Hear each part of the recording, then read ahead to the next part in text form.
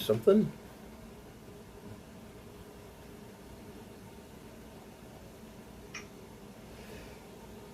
Phew. So yeah, my HTTP or my web file server just stopped working. I don't know why. All the ports are open, but it looks to me like Comcast is blocking it.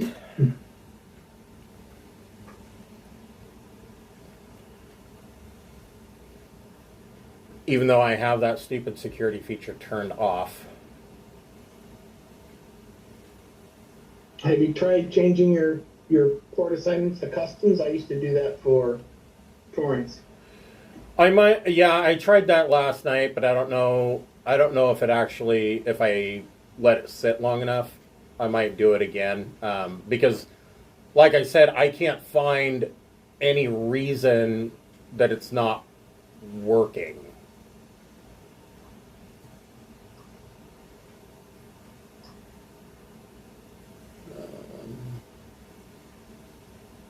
I would occasionally find a Windows patch that reset private file sharing to require passwords, but I don't allow anything external. So I don't really need passwords in my own home on my managed switch tier 3. Right.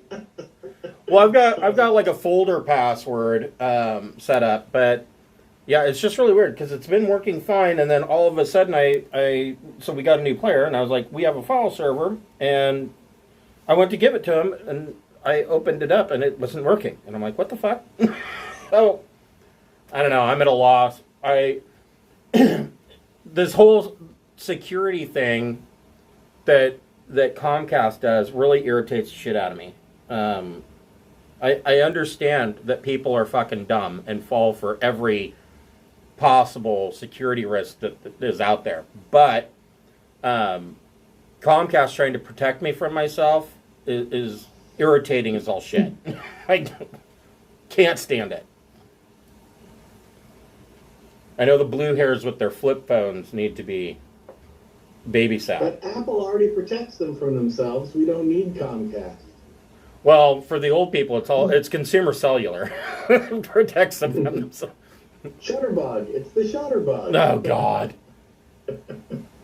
Yeah, but I forgot how to use it. I better take my Prevagen.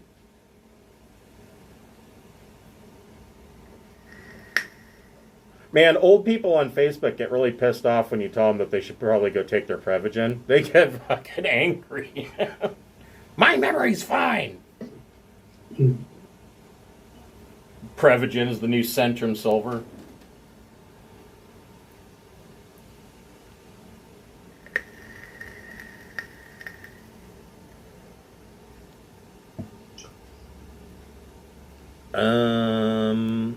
What is going on? People's kind of hard to do a D&D game with only 2 players. Yeah. If we want to live. Right, yeah. Which I'm a fan of. Yeah, right. I think we're getting put on trial. The public defender is a giant.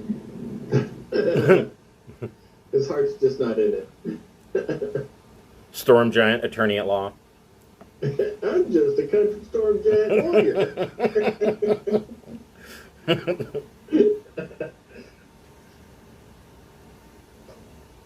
Of course, he's got to wear a storm giant-sized foghorn leghorn suit. Of course. And all of the public defenders are always hill giants.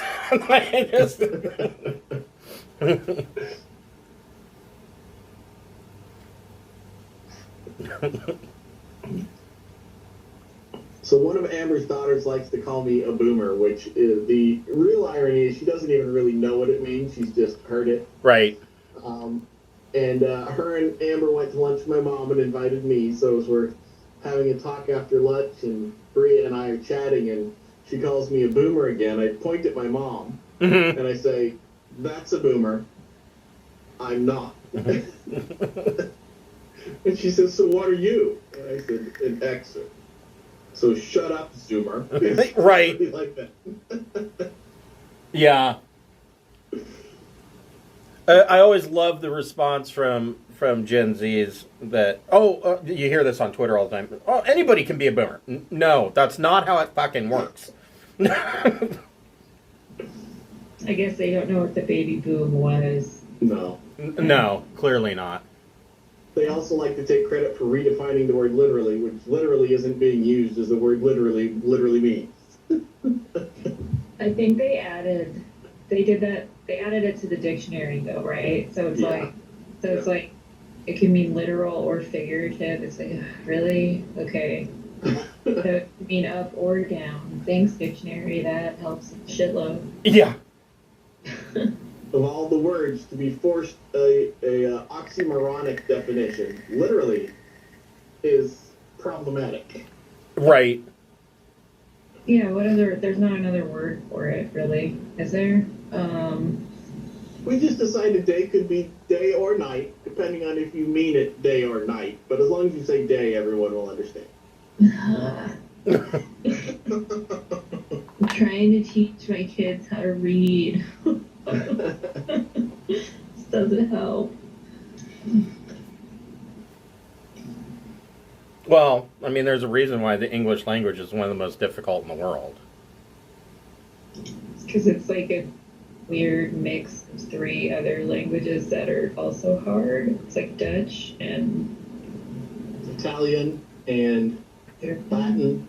Well, technically, technically, English is a trade language. It is the common of the real world. So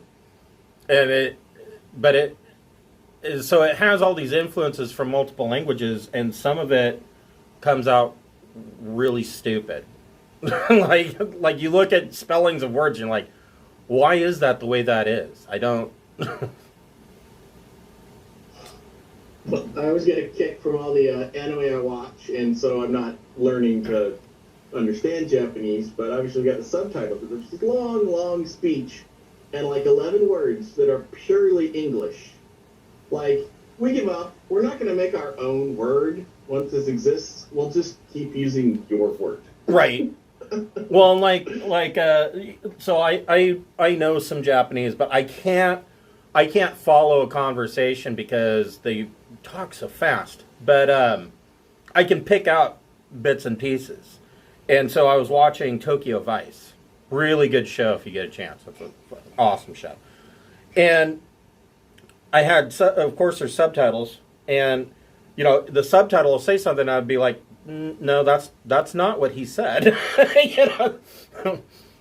There's a really big conflict still ongoing with the subs and translations. Even like when Evangelion came back out, they're like, that's not what the translation's supposed to be. There was a huge back and forth on it. And they're like, well, for presentation and for people getting the gist of it and for the cultural connotation, and we're doing our best.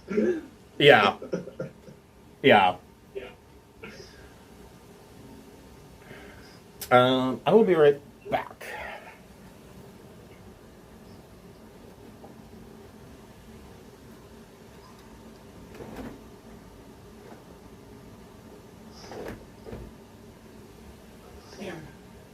So, Smokey, are you homeschooling or just helping your kids with homework or online web stuff? What's your method there? We're homeschooling them. So. Yeah, I don't know. My method is they have to do stuff if they want to play games later, so then they do it. Like carrot or the stick, right? Well, it's pretty much all carrot. So pretty good. But they both know how to read, so they just have to follow directions on things now, and then check it. And yeah, most of the stuff they want to do would count as school if they went here. So I just don't tell them that. Well, that's good. Yeah. One of Amber's youngest, her son, I suppose took after me. I've been around him for almost a decade now, but he's the go find it because I'm interested in something. And most of school as academia is lost on him because he goes and finds whatever he'd like to go and find. He's like, I heard about this Oobleck thing. He went and found a video, made Oobleck, and then walked upstairs. I made Oobleck. Like, what? Because I wanted to know what it was. My son's learning Python, I think. Hmm? I can't help with any of that shit, but he's good. No, that's good. And my daughter does love crafts and stuff, so. Python is actually, I found Python to be a fairly easy language to learn. I actually had to crash course the basics of Python in like 20 minutes when I worked at CompUSA because this woman brought in a computer and she was worried that her ex was spying on her, and she wanted me to go through the computer to find, any keyloggers or spyware. And indeed I did find something. This guy made a custom one, and I found the Python folder, and then I had to decipher what this, because everything seems to have a Python folder, or did. Back in 2005, almost every program dumped a Python folder somewhere. And so I had to go through these lines of code to decipher it before I could find it out.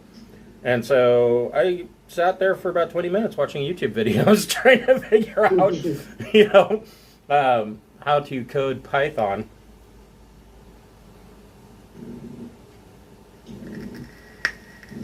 Of course, it helped that I have coding background anyways. I don't know that somebody going in cold from scratch would be able to pick up what it's trying to do, but I found it very similar to Java, to be real honest. Variable calls are variable calls. The Yeah. syntax of calling variable is minor variations. Right. Yeah. Math is math. It has minor symbology variations. Yeah. That doesn't mean I would innately read it. I mean the process of you already know several code bases. Right. To grasping Python's structure, it's line 10, go to 20, and Right. understand. Well, what really threw me for a loop is I actually looked at a newer version of Visual Basic, and I don't even know how it could possibly keep the name, because it looks nothing like Visual Basic that I learned. It's completely different. I looked at it, I'm like, is that C? And no, it's Visual Basic. The fuck? What's with all these objects?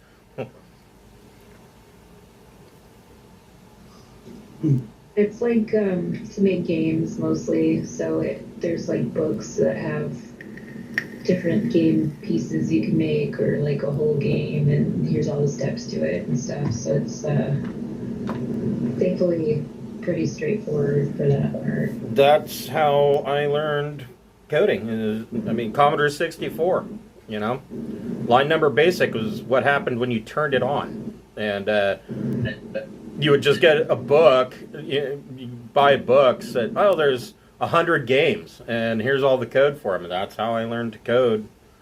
That was my first language.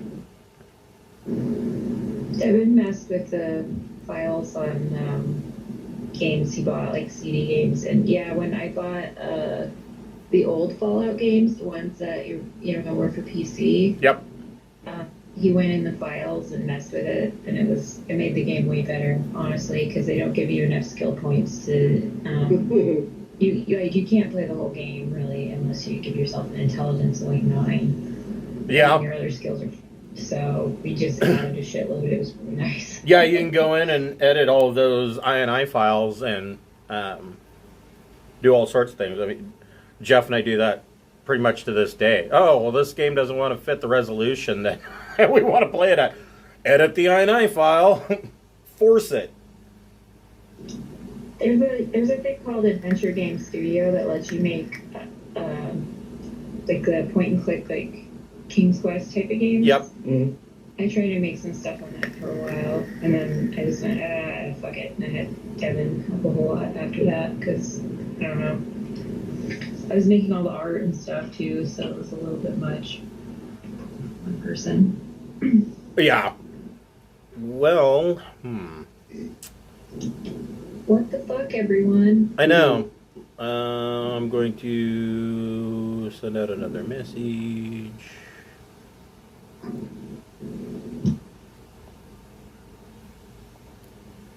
So I'm trying to weigh if us being the only ones here is because our priorities are correct or our lives suck.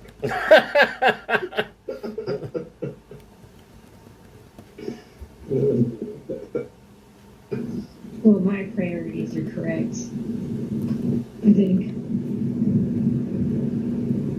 When I got up and ordered Eggs Benedict, that was correct. Yeah. And then I sat around watching Shorzy for 2 hours, waiting to play D&D. So I feel correct, but my self-perception might be skewed. I've been doing shit for other people all week. Oh, yeah. It's my day, goddammit. Well, I think the DM should award us 3 extra levels and leave everyone behind. Well, no, but I will give you guys inspiration for actually being here. So you both get an inspiration point. Sweet. You know, your grading curve is kind of out of whack. I think it's fair. Hey man, in my private games, I give people inspiration points if they bring me Steel Reserve. And actually, our friend Katie, she got 2 inspiration points for bringing me a really good bottle of Sextant whiskey. The second inspiration point on that was actually because the bottle was really cool. So if I just mailed you like a $150 bottle of whiskey, I could do that. Jeff has permanent inspiration. We're starting a new campaign. Jeff starts at level 20. Everyone else is level 1.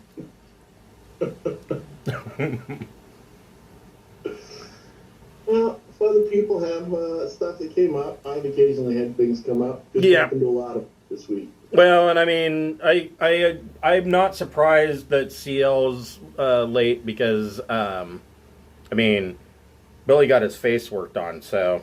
She has a patient. Yeah. She has a patient. And Brian's got family stuff, and Carrie's got family stuff, so I get it. Sometimes Saturdays are hard that way. We'll just have to tell him how Smokey executed every giant in the room solo, and I clapped and watched, and I missed out all the fun. Yeah, tell everybody. So rather than talk to all these giants, I polymorphed Smokey into a T-Rex. She ate all the giants, and we completed the campaign. We council. Yes, we completed the campaign. All right. Well, we will. Oh, there's CL. Okay. Well, wait for her to log into Skype, and she said that she was going to play Billy's character.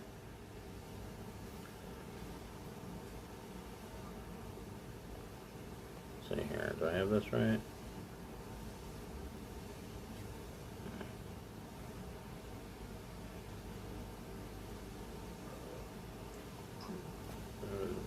Take her out for now.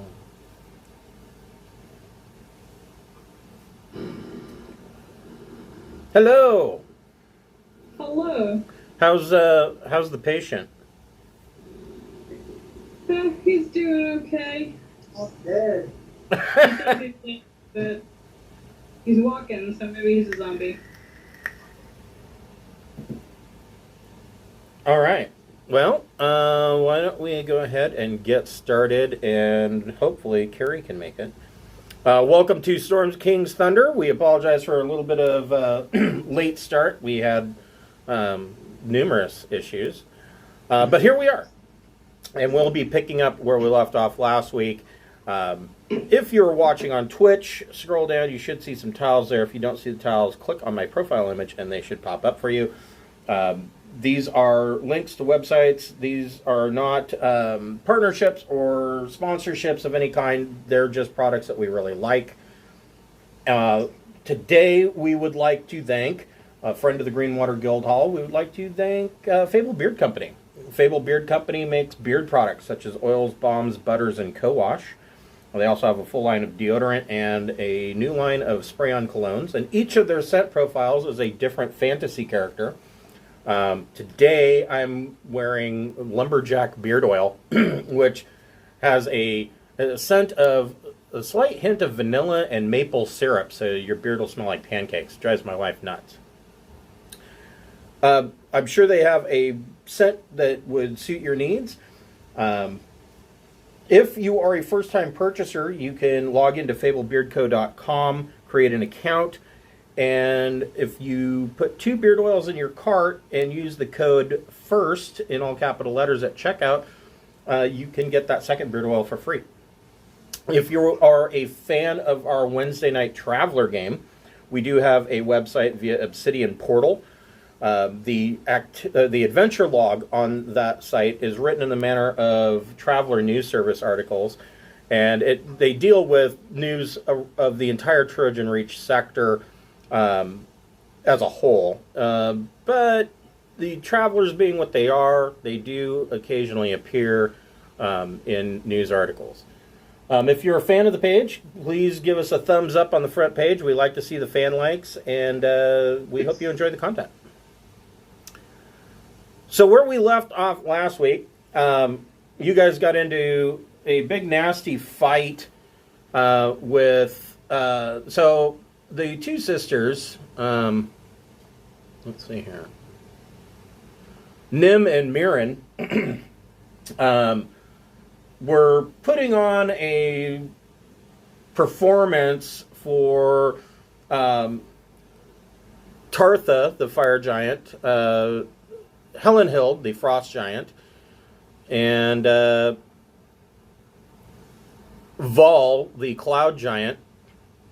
They kind of trying to get support with several of these giants. And when you met them, they kind of told you, oh, well, you weren't invited, but we'll get you an audience with our younger sister, Sarissa, and we'll get this all sorted out. And they had you taken to guest quarters and then promptly sent their giant allies to attack you. And it was a big protracted battle that was really quite the clusterfuck. And so Uthor, who is kind of the general of the Storm Giant armies, came down and put a stop to this. And all of them brought you to the court of Regent Sarissa. She is ruling in her father's stead. And if you remember, King Hekaton is missing. And Queen Neri was killed. And she didn't just die, she was murdered. And you also know that there is a ancient blue dragon that is in the court.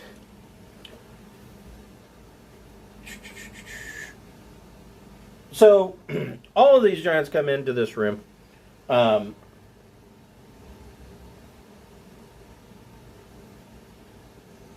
Sarissa is sitting on the worm skull throne. So this is a throne that was made by dwarves, and you're not really quite sure about all of its rumored powers, but you know that this is supposed to be a powerful magical item. It was magically increased in size to fit the Storm Giant King. And the feet of this throne are actually blue dragon skulls. And currently, Sarissa is sitting on the throne. And she is quite pissed. So her first question is to Mirren and Nim, and she you can hear the irritation in her voice, and she says, "Why were these small folk attacked in my kingdom?" And Nim and Mirren kind of stammer out, that you were invaders, and as proof that you guys have invaded Maelstrom, they point to the fact that you killed a. I think you killed only one of them, but you killed a storm giant, one of their guards. And so then Sarissa turns to you, and she's like, "What? How is it that you have come to my kingdom and killed my guards?" Sitting next to Sarissa, so she's on the worm skull throne in the middle. There's two smaller seats next to her. On her left is Uther, and on her right is a storm giant that is appears to be wearing some kind of bone and coral headdress that makes it look like she has a horn on her forehead. And who was it that was wearing the red scale mail? Was that Smokey? Yeah. So, Smokey, your armor is telling you that there is a powerful dragon within 30 feet. I don't know. It's vibrating like you're getting a notification on your phone. So Sarissa says to the four of you, how is it that you came to my realm and have murdered my guards? Who do you think you are? Well, to be fair, I'm in goblin mode. That's my defense. So, Shit. yeah, how do you guys respond to these accusations? Weren't we down in the guest quarters and we heard them outside saying they were going to come in and wipe us out? Yeah. That's probably better than whatever I said. See, these are the bad guys that we were sent to take care of, right? Well, the truth is that there's one of these people is secretly the dragon that we saw fighting with our legendary storm giant friend. Okay. And we don't know which one, but it's one of them. And I think me and Carrie's plan was going to be to like talk a bunch of shit about dragons until one of them gets really mad. But I don't know if I can pull it off by myself because I have +0 charisma. So I have -2. shit. Oh, If shit. we all have bad charisma. We probably ought to tell the truth. But there's Steve here too. Steve and Clitoris have a +4. Nice. Okay. All right, so there's your mouthpieces. So what do you want to tell Sarissa?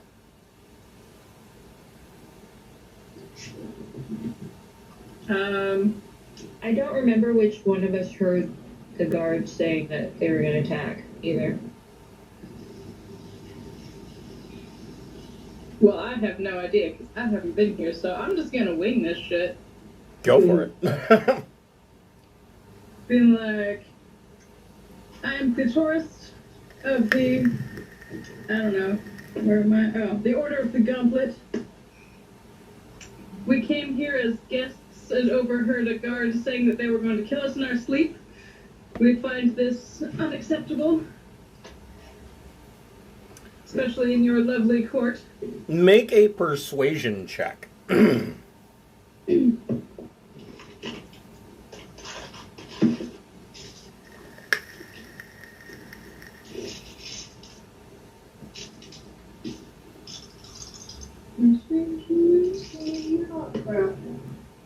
Uh, 22. Wow. So Sarissa looks to Nim and Mirren and says, "Is this true?" And Nim and Mirren are like, no, they're lying. They are invaders. They came to destroy us. They are here to assassinate you. How dare you claim that a paladin is going to lie to you? Uh, so the I don't reason, understand. that you guys are here is because giants are running amok all over the Sword Coast, and more or less you're here trying to see if the storm giants who are supposed to be at the top of the ordning, but the ordning has been shattered. But storm giants are supposed to be at the top, and you're kind of here to try and see if they can rein in the lesser giants. You also know, like I said, you also know that there is a blue dragon named Imrith hidden in the court. Disguised. So I don't... Can I wander around the room at all? Yeah. Where would you like... Okay, to help me triangulate who's a dragon.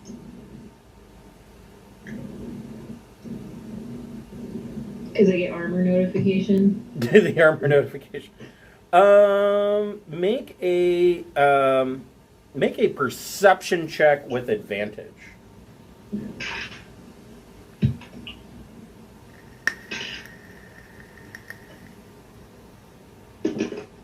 16. Okay. So you know that the horny woman is the one that is the blue dragon. Okay, cool. Shit. How do I tell anybody? You could just blurt it out. Blurt it out and point. Yeah, I could. I'll point at her and say, the one with the big dumb horn is the dragon.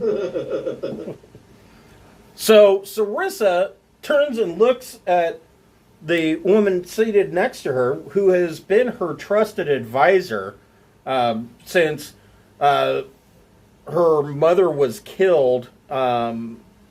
This woman came to her court shortly before her mother was killed, and has been her advisor since the king went missing. And she turns and looks at her, and the woman looks at Sarissa and says, "Well, clearly, these small folk are lying. I'm no dragon. Look at me." And Mirren and Nim immediately kind of back up, and they're like saying, you know, they have looks of well, everybody can go ahead and make a insight check. Maybe Scaly ought to polymorph one of us so they understand that these things are... Holy shit, Scaly. Plus 9 to insight. I'm a druid with high wisdom. I got 14. 18 for Clitoris and 9 for Steve. Steve's clueless. But Steve is not. Clitoris, Smokey, and Scaly, Mirren and Nem appear to be shocked with faux anger. Oh! We had, if this is true, we had no idea. Ooh, alright. So they totally... Scaly goes into Princess Bride liar mode. Okay. Sarissa does not believe her older sisters. And she stands up and points at Imrith and calls for her hill giant guards to arrest her. Imrith, rather than deal with this, Imrith changes form back into her dragon self and immediately dives into this pool and disappears. See, she's dragon. The entire court is stunned, including Tartha, Vol, and Helenhild. And Tartha, the fire giant, she yells out, What kind of chaos is this in your court, Sarissa? And Sarissa orders her 2 hill giant guards, Tug and Cog, to arrest her sisters and put them in, or basically lock them in their quarters until she can figure out what to do with them. You're in timeout. Yes, they are in timeout. That is actually that's how I explain jail to my children. It's time out for Chronos, right? Right. Hold on here. 30. I need to put these 2 in there. Oh, I already did that. Well, okay then. Yeah. They were trying to say it's unfair because I can't go to timeout. I'm like, oh, yes, I can.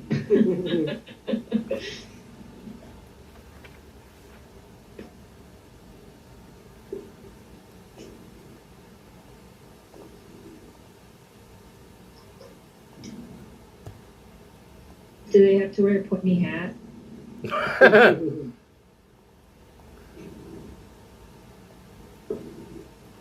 Okay. So Sarissa, the Tug and Cog take off and take Mirren and Nim to their quarters, their towers. They go upstairs to the final level. And Uthor,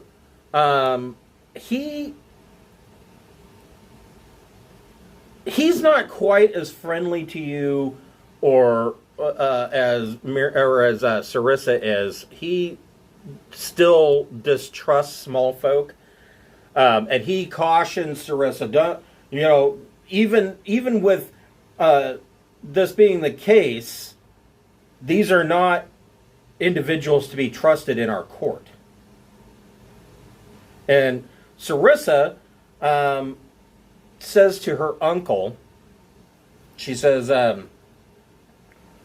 I think that they have proven that they are to be trusted.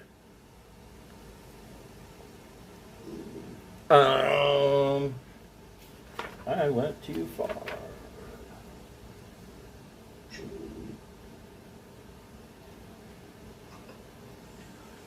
And she gathers you and says that she would like to speak to you privately. And she takes you down to here. Now, in this room, this is a naturally formed cave that has bioluminescent lichen coral, snails, and starfish clinging to its damp walls. The area radiates overlapping auras of conjuration, divination, and evocation magic. And she refers to this room as the meditation cave. Mm-hmm. So,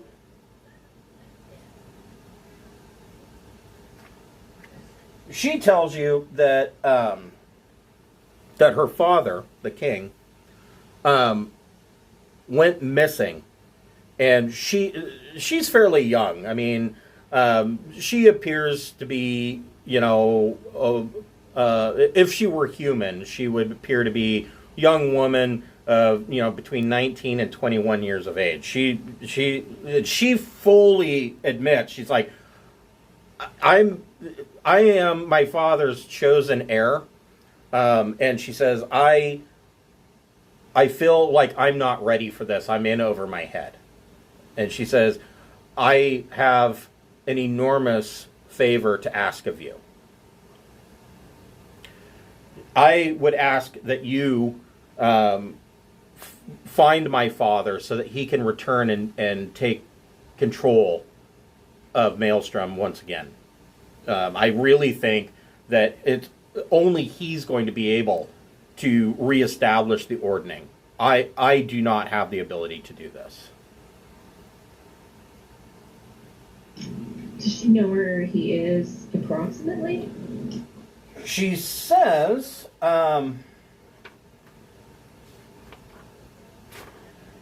she doesn't know for sure, but she says where he went missing, it was this small, she calls it a coin, was found. And she reaches into a pouch on her pocket, and she with her fingers, she's pinching this tiny little coin. She pulls out this coin, and it looks like this. Let's see here.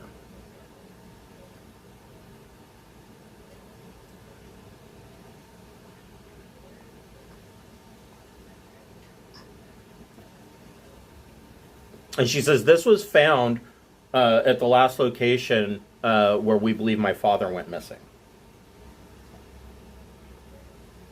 She's like, I've never seen anything like this before, but I believe this is connected in some way.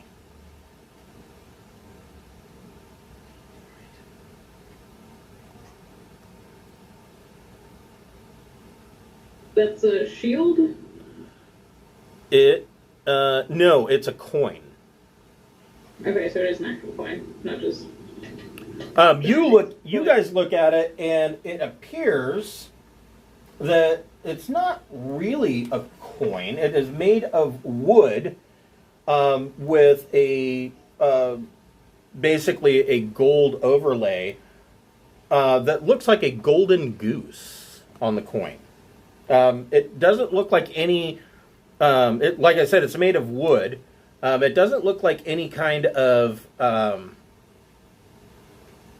tender that you've seen. Weeben speaks up and says, "Oh, this isn't a coin. This is actually it's a gambling chip." Somebody's giving us a wood nickel. Yes.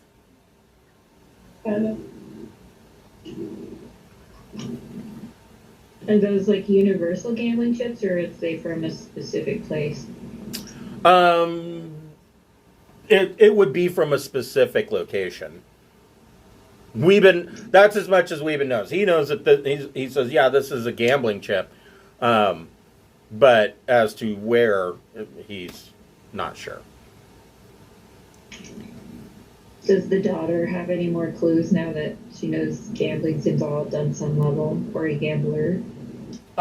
She doesn't. The only suggestion that she has, she thinks that if you were to go to a city on the surface in the Sword Coast and start asking around and showing this coin around, that you would have an easier time of being able to get information about where this coin came from than she could. It's not like a storm giant can just walk into a city and be like, hey, you guys know where this coin came from? So, she thinks that you would have a much easier time of this. Does she have any way to get us back up there to the surface? Because we have the conch that lets us come down. But... She does. So, in this room, the meditation cave, has a teleportation property. And she can teleport you to any location you wish. Wow, that's super. Go, gang. And with these overlapping auras, she kind of closes her eyes for a moment, and in these auras, you start seeing images. Like you see an image of your airship, you see an image of Waterdeep, you see an image of Neverwinter, etc. And she's like, "I can send you to any location." Can any of us make a history, or would it be perception or investigation? If it's a gambling chip from something with symbology as specific as that, maybe a couple rolls and we could get a clue for at least what city someone was at one time and saw something once? Yeah, you go ahead and make a history check. Not that I have a high history roll, but if we're all trying something. Yeah, an 8's not going to do it, so I'm out. Well, I rolled a 1, and I think I have a -1, so I'm going to be like, Scaly, polymorph into a goose. So That'll help. I can wild shape into a goose. I'll give it a go. The bugbear looks at it and picks her nose. What about Clitaris and Steve? 5 for Steve, 18 for Taurus. Oh. You lied. She stole my roll. Been rolling, so technically yes. Rolling on some oxycodines. Yes, you are. That's the best way to play D&D. Let's see here.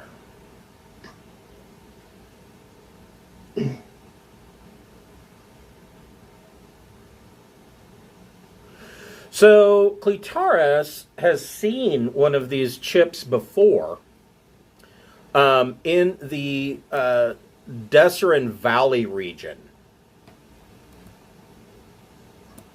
So, somewhere in this region, you've seen one of these chips before. There's a couple of different cities here. There is, of course, the town of Longsaddle, Tribor, Yarter, and Belliard, as well as a small town called Red Larch.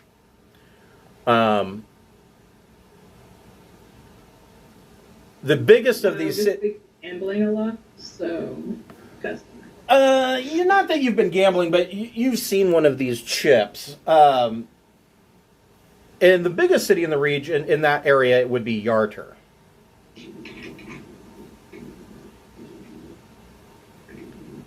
to Yarter? Yarter.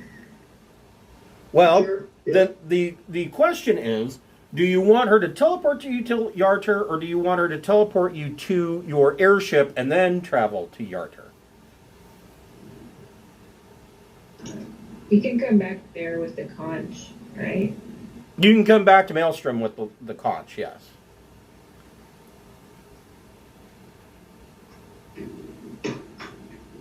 And then, okay. So right now, your airship is actually at Gauntlgrim, which is the last place that the airship was parked before you use the conch to teleport to Maelstrom. And the airship can travel 192 miles in a day. So, is there a... Okay. So it would make it there probably?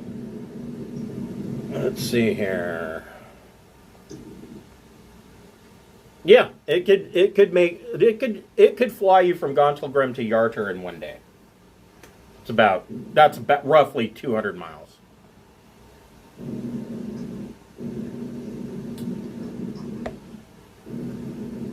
Take the airship? Yeah, it'd be best if we could have all our resources with us so it's not too much of a delay and the airship is handy. Alright, let's do it. Okay, so she concentrates. All the other images in the auras disappear, and all you can see is an image of your airship, and the image then kind of takes the form of a portal, and you can see, if you walk through this portal, you'll be on the deck of your airship. And so you step through the portal, and you shock the dragon cultists that are on the airship, because they're like, where did you come from? And here you are. And the dragon cultists follow your orders and immediately set course for the city of Yarter.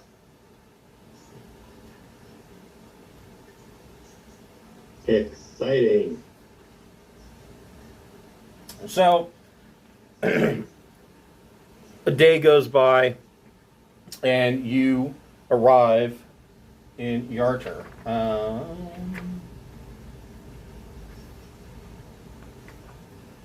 I don't have a picture of the city of Yarter, which I guess would have been handy thing to have. But Yarter is so. Let's see. I'm sure that Billy and CL's previous characters have been to Yarter. I think maybe Jeff's has too. Actually, I think all of you have. When we played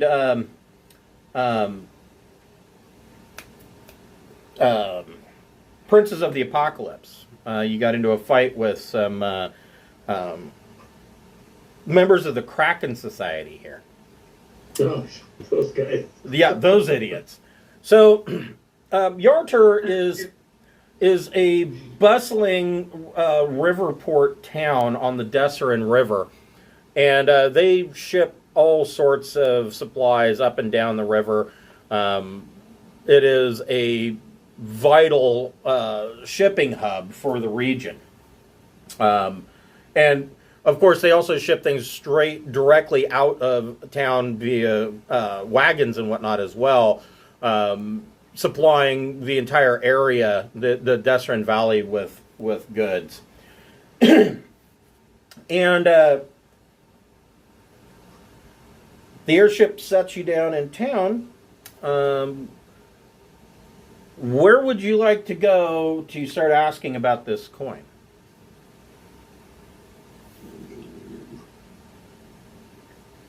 Do we know if gambling is like just like a thing here, or is it like an underground thing? I mean, there's usually a Three Dragon anti-game going on in a number of taverns and inns, but you're not aware of any major casinos that you know of. Are there any nerds who might know? Possibly. It just is a question of where you want to go to ask. The library.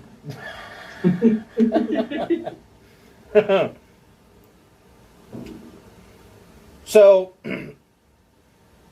if you want to ask around, like basically going to taverns and inns, it'll cost whoever's doing the research. It'll cost you 10 gold pieces per day, because you're going to have to grease some palms, and buy some drinks, play a couple hands of cards, etc. I genuinely wanted to ask the nerds of the city, do they require funds as well? Oh yeah, everything in Yarter has a cost. That's the kind of city it is. All right, I'll do a new research. Okay, go ahead and make an investigation check.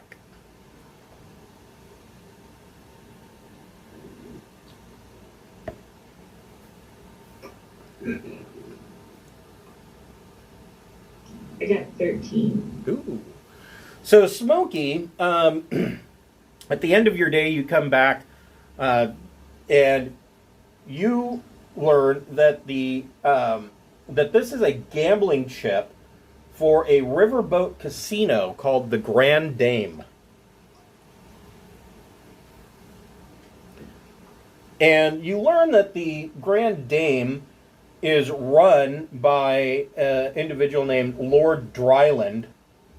And it is a private gambling casino that people more or less need to have an invitation to get on the Grand Dame.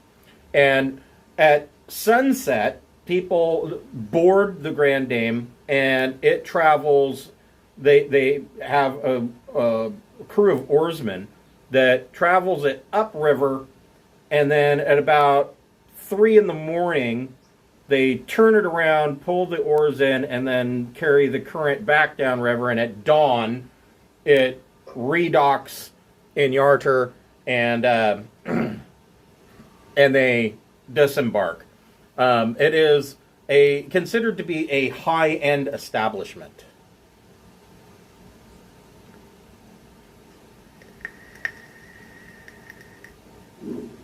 Can we find out how to get an invitation? Well,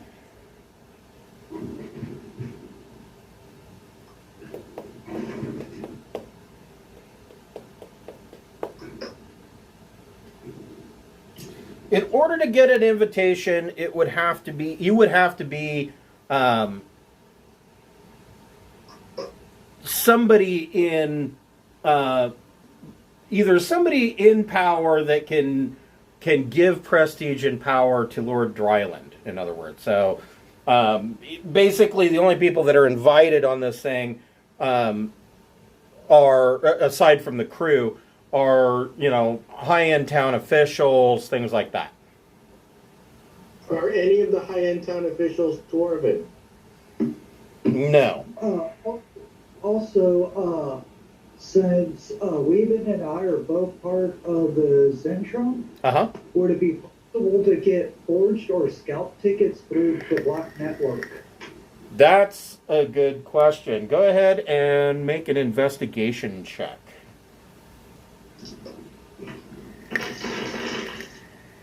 And you actually can make that with advantage.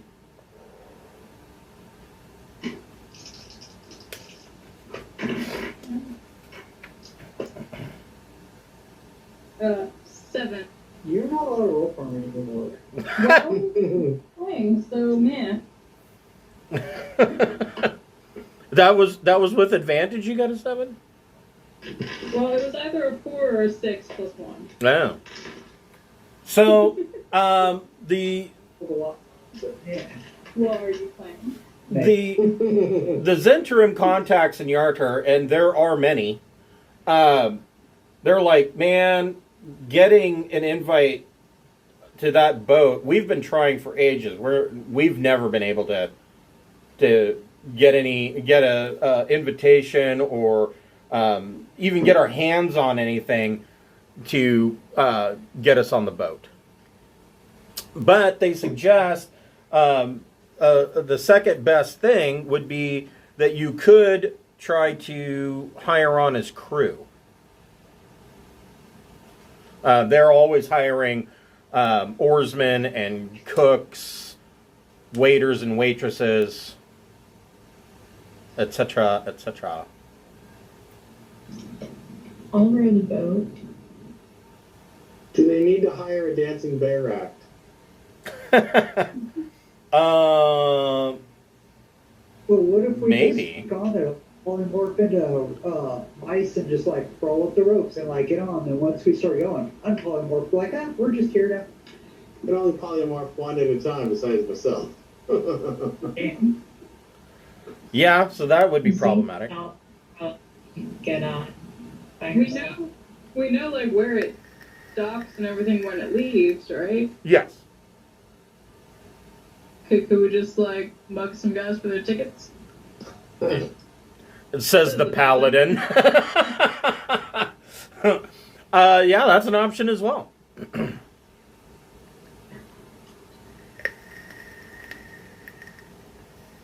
However you guys want to do this. That's part of sneak into heaven. So how would you like to go about this? I will practice in bear form, balancing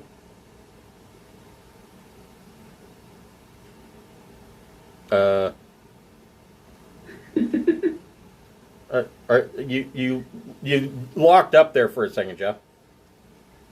Oh, I'm going to start practicing gymnastics in bear form and balancing on large round objects. And someone could practice acting like they're my handler. Okay. Who wants to practice being Scaly's bear handler? I'll do it. Okay. Smokey the bear handler. Yes. And Cleitaris and Steve, what are your ideas?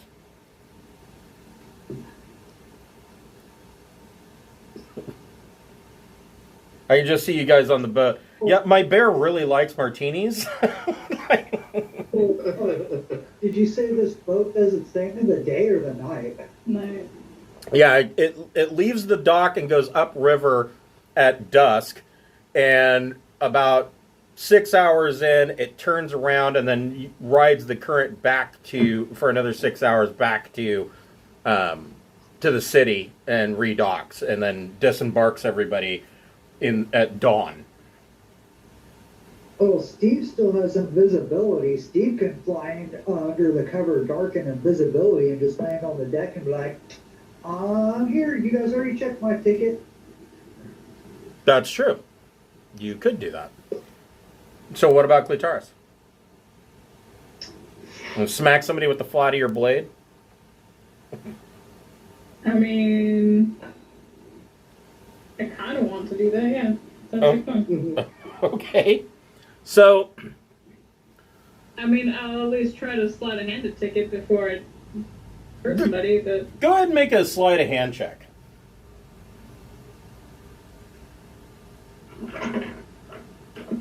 I forgot, you're part rogue, too. I am. 14. Okay, yeah, you are able to pick somebody's pocket. You get in line and you board this boat, and you're able to pick their pocket. And when they get up to the front of the boat, they're like, "Oh, I don't have my invitation." And there you see a gentleman and a couple of guards, and he looks like, let's see here, what's this guy's name? I know Weaven's small. How small exactly is Weaven?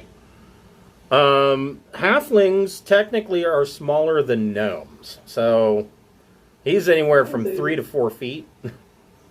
Oh, I was thinking more of weight. What would you ballpark Weaven's weight at? Oh my! Because he's light armor and stuff, right? Maybe 40 pounds at most. Yeah, I would say between 40 and 60 pounds. Oh, okay, that's like fair maximum. If necessary, I can carry Weaven with me when I fly in. Like that's pushing my weight threshold, but I can barely carry him. Okay. Okay. So this gentleman is standing at the end of the pier with a couple of guards, and he tells this guy, he says, "I'm sorry, sir, if you don't have an invitation, you're not allowed to come aboard my boat." And the guy seems huffy, and then this gentleman, and he has a small pet octopus that is kind of wrapped around his shoulders. And you notice that he has a rapier. He's armed with a rapier that is a bejeweled octopus-shaped hilt. And he pats the guy on the shoulder and says, "But I think we'll make an exception just this once." And he refers to the guy as a town council. He says, "We'll make an exception just this once, councilman. We all misplace things such as invitations." And he reaches into a bag and pulls out a fistful of these golden goose chips, and he says, "Here, these are on the house." And the guy steps in, and then Clitaris steps up. Actually, let's leave that. And he says to Clitaris, he says, I don't believe we've met."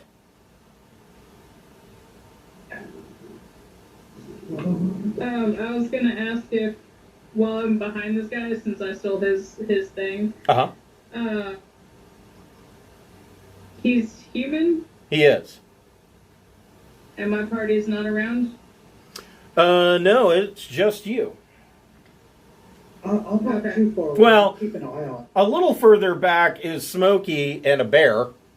Okay. But I mean, like, they're not, like, right up next to me. No.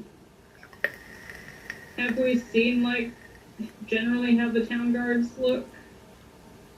Yeah. Okay. So, while he's talking to that guy, can I make myself look like, one of the town guards? Make a...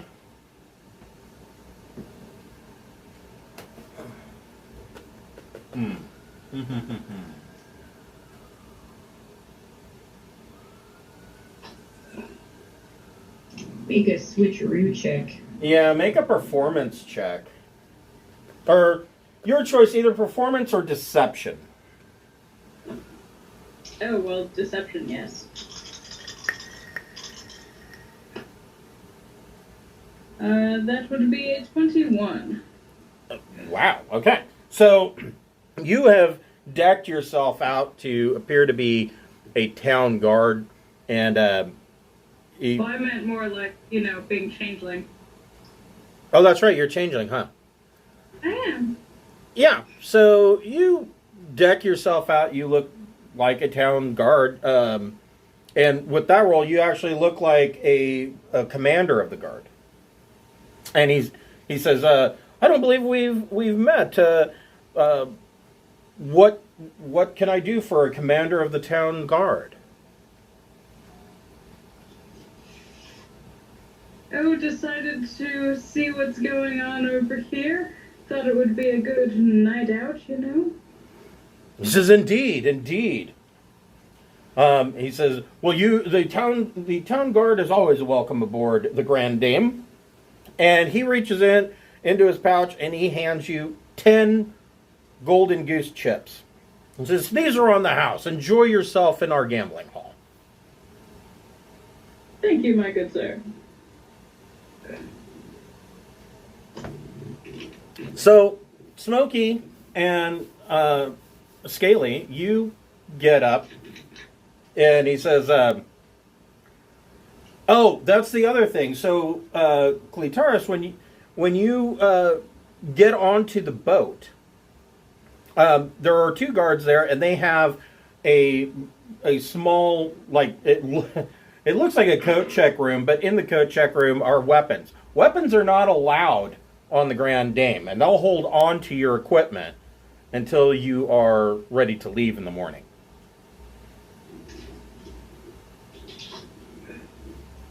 Okay. And so Smokey and Scaly come up, Scaly the bear, and Caspier Dryland looks at and goes, "Can I help you?" Step right up, step right up. It's the greatest entertainment you've ever seen, and it could be on your boat. I start doing bear struggling, ungainly, clumsy somersaults around the area. Look at him go. But I have a really low performance, and so I don't do it very well, and I fall over sometimes. Ladies and gentlemen, this is the bear with the lowest performance skill. I have to stand on one foot, and I'm all kind of teetery and wobbly. Even inspiration to us all. Uh, I'm start laughing and hopefully getting other people to start laughing to make it seem like this is great entertainment. Smokey, you can make a performance check with advantage. Actually, no. So, yeah, I guess this would be a performance check because you're basically busting. So, yeah, you can make a performance check with advantage. I got 16. Okay. So, Lord Dryland kind of chuckles and he says, "Yeah, okay. I think that you're probably going to be some good entertainment for our guests tonight. I can pay you and your fine bear friend 10 gold pieces for the night." Yes, that's exactly Back to the bear goes like this.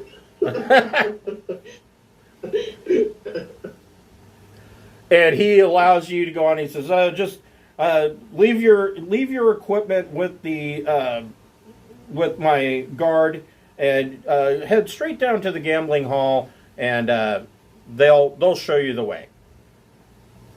The bear goes into T-pose so they can search him.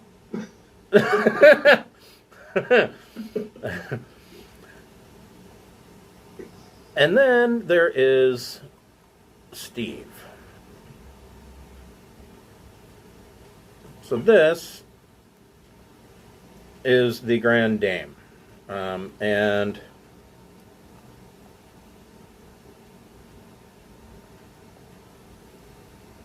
hold on here. I need to look at the actual real map.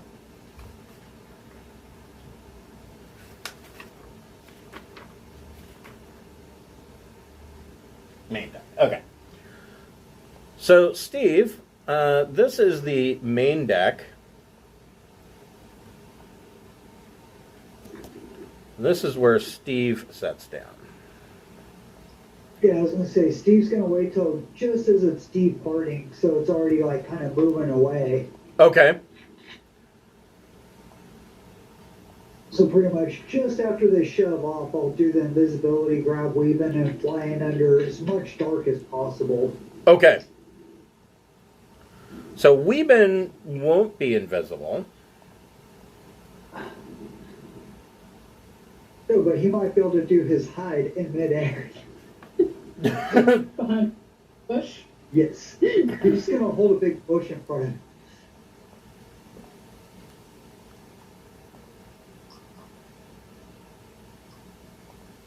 Oh, we'll get him a big balloon, so it just looks like a random balloon floating.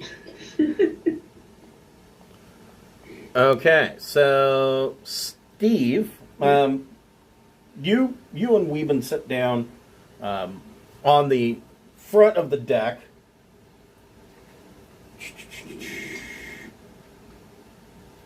And you see that the front of the deck has several decorative lanterns hanging from posts that support the balcony of the upper deck. There's a rusty winch bolted to the deck that is used to raise and lower the ship's anchor. There are 2 crew members there, and they are going to make a perception check at disadvantage. Yeah, no, they do not notice you. Nice, and I'm definitely gonna keep my hex blade not banished but released. Okay. So it's not present. Okay. Good plan. That way I'm not pulling attention for like, why is this guy walking around with a 10-foot spear? Right. But, like that's gonna pull some notice. So meanwhile, down in the casino area, there are a number of tables set up here for gambling. It's a large cabin that has been transformed into a gambling hall, the centerpiece of which is a gold-plated wooden sculpture of a goose that rests on a table in the aft end. Glasses of fine wine, free for the taking, are arrayed around it. An unflattering portrait of a fat, foppish, grinning man that looks a lot like Lord Dryland hangs on the wall across from a wooden spiral staircase that leads up to the dance hall. Most of the floor space is taken up with tables of card games. There are attractive female dealers at each of these tables. And walking around the gambling hall, you see this woman. And she's not really all that attractive either, but you see this woman walking around the gambling hall, kind of she's cordial and pleasant to all the guests, but Scaly, Smoky, and Clitaris, make a perception check. 8. 17. 16. So, Scaly the bear and Clitaris both notice that this woman seems to be keeping an eye, a very close eye, on all of the gambling tables. She's pit boss. Yeah, your guess is that she is a pit boss. And she is named Pao Ming.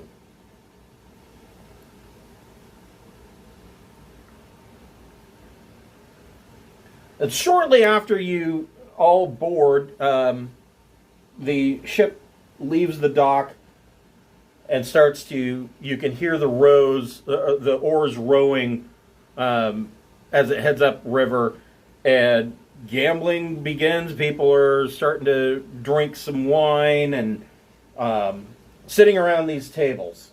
What would you guys like to do?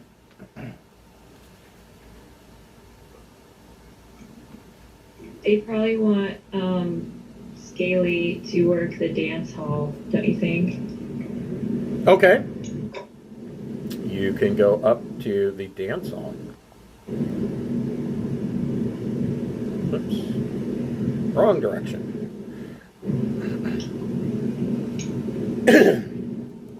So upstairs there is a group of bards playing on this stage up here. And there are a number of people that are dancing around the hall. Well, most people are just standing around drinking, listening to the music. And of course, Scaly and Smokey get upstairs and start their performance act. So how are you starting your busking? Air drums. The bear's going to do air drum? It's not bear drums. I'd request this if they knew any songs about giants. By who? No, just any songs about giants. They do. And they immediately start going into a song. The lyrics, without them having any way of possibly knowing about this, to your knowledge, the lyrics appear to tell the tale of a kidnapped storm giant king. Cool. And after, like, if we're hanging out later, I can ask them where they learned the song. Okay. Since that's pretty weird and specific. Scaly, make a performance check.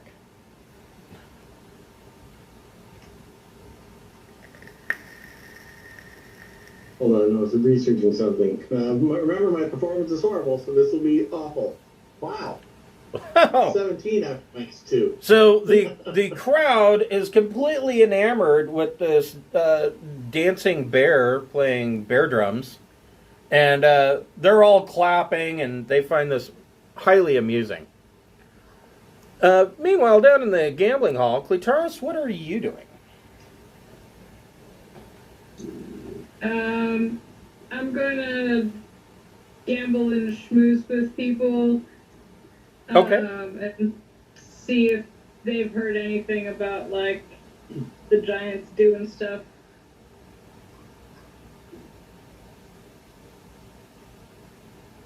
Hold on here.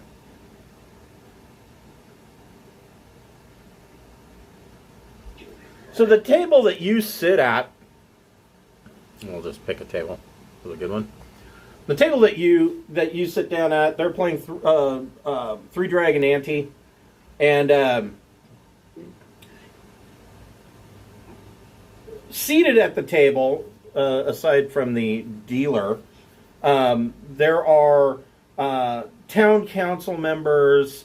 There's a town councilman. There is a guild leader for he's the leader of the Shipping and Merchants Guild. There's another guild leader that is the leader of the Mariners Guild. And there is a fairly young nobleman, and the young nobleman's already like 4 glasses of wine in, and so he's kind of becoming foppish and just a general asshat. Cool. So are you asking these, as you're playing cards, are you asking any specific questions, or are you just listening to what they're talking about? I'm gonna see if they've heard any rumors about the giants, because, I heard something, but I want to know what you guys know. Oh, Because my source was that great. well, the town councilman says, well, we know that there have been giant raids all over the Sword Coast. Luckily, we haven't had anything here in Yarter yet. And the 2 guildmasters are both nod, and they're like, oh, giants are bad for business, especially with all these raids going on. Like the merchant guild leader says that one of his trade caravans carrying wheat and pickled fish was actually hit by hill giants just day before yesterday. The Mariner Guild leader mentions that he heard that there were some ships that were actually attacked. They traveled down the Desrin River to the actual ocean and were hit by a frost giant longboat. And he says that's very unusual. Frost giants don't usually travel this far south, but here they are. And the foppish young noble starts to giggle and he says, I killed a giant once. Can I gauge the other guy's reactions before responding to him? They all roll their eyes. He says, no, seriously, I did. Was it a giant or was it just a really tall guy at a bar? He tells you a story that he says a young woman told him that two storm giants were two female storm giants were going to come up onto the beach, and she paid him 300 gold pieces to hire a group to kill these two storm giants.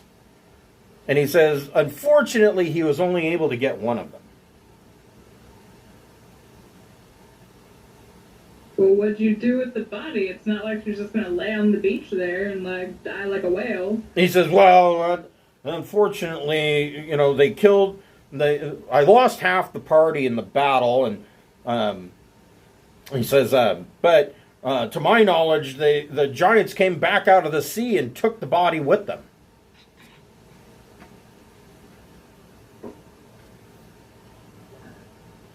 So you don't have anything to show for this giant kill? He says, no, but I swear that it happened. And a waitress comes around, he grabs another 2 glasses of wine.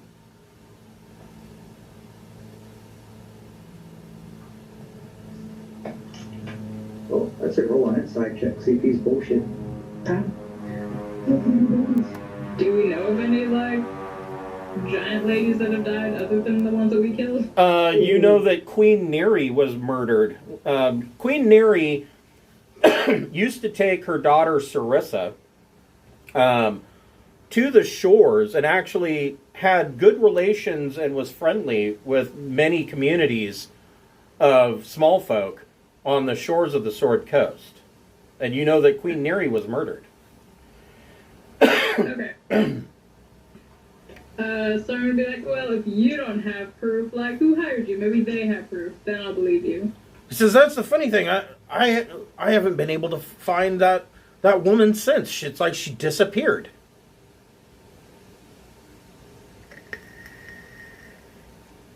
But he reaches into his pocket and he pulls out a fistful of like 50 gold pieces. And he puts them on the table and he says, this is the other weird thing. These are the coins that she gave me. All of them are of different mintings. They're from all over the Sword Coast. There's a couple of crescent moons from Waterdeep. There's some coins from Yarter. There's some coins from Neverwinter. They're from all over. Maybe you could trade them for ones that are normal, just to have evidence. I don't know. It might not be helpful. Give me just a minute, and I will get to Steve. I need to go mop my briskets. I'm gonna go get cider.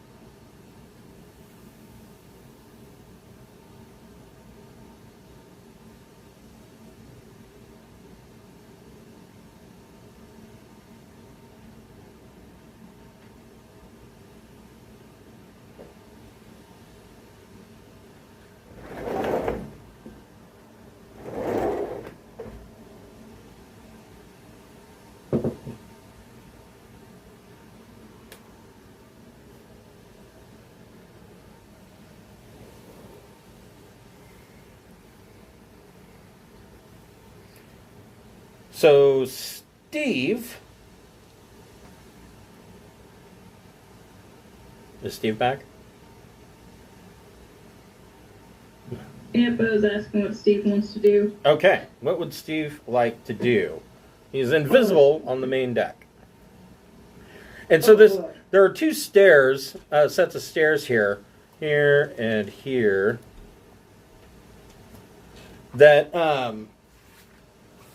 they go down, I think.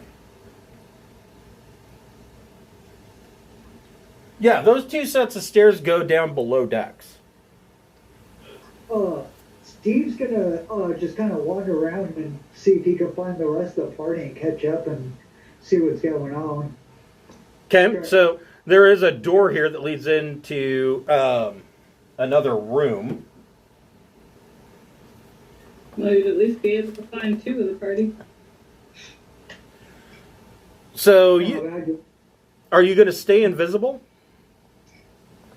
No, I'm gonna drop the invisibility. Okay. So you step into this room. Well, I'm gonna leave my cloak. I'm gonna leave my hood up and stuff to try to keep a little bit more of a lower profile. Okay. This room is full of tables and chairs with narrow winding avenues between them, white gossamer curtains, lush purple tablecloths, precious-looking silverware, and gaudy crystal chandeliers testify to Lord Dryland's obscenely lavish taste and decoration. This is a dining room. There's several guests seated around tables, all eating, high-end food. You see freshwater lobsters. There's huge, tomahawk raw-faced steaks. Very fancy tossed green salads. And all the food is coming in via these, or actually this door here. Oh my god, I can smell that brisket. My stomach's growling. It's torture. Is it too early for barbecue? It's never too early for barbecue. No, I still have to wrap them in butcher paper and put them back on to smoke a little longer.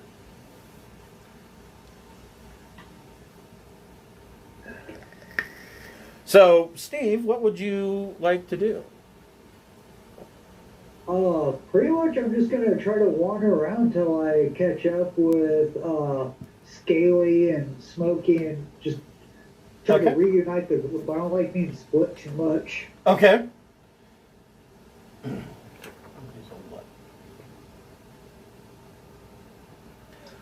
So, this circular... We tag along with me. Yeah, so this circular staircase actually leads up to the bridge.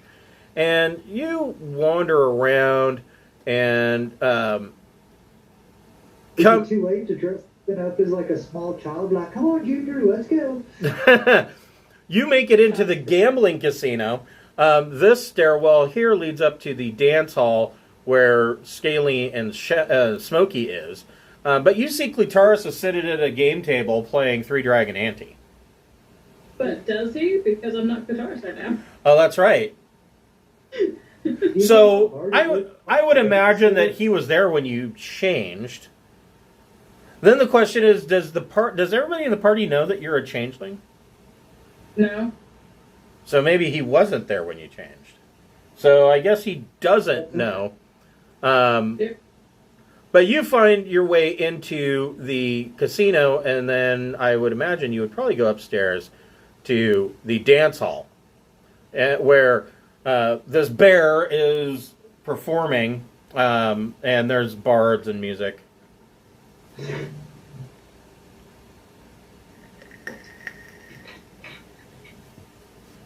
So, yeah, I'll just make my way to Smokey and be like, what's up?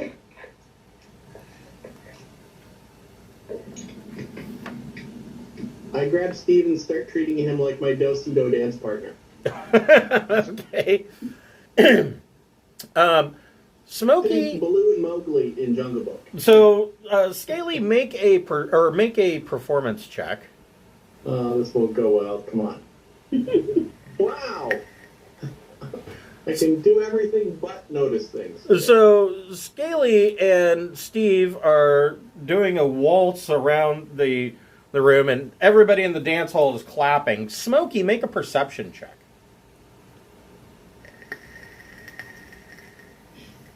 14. You see Lord Caspier Dryland go behind. There's a curtain here.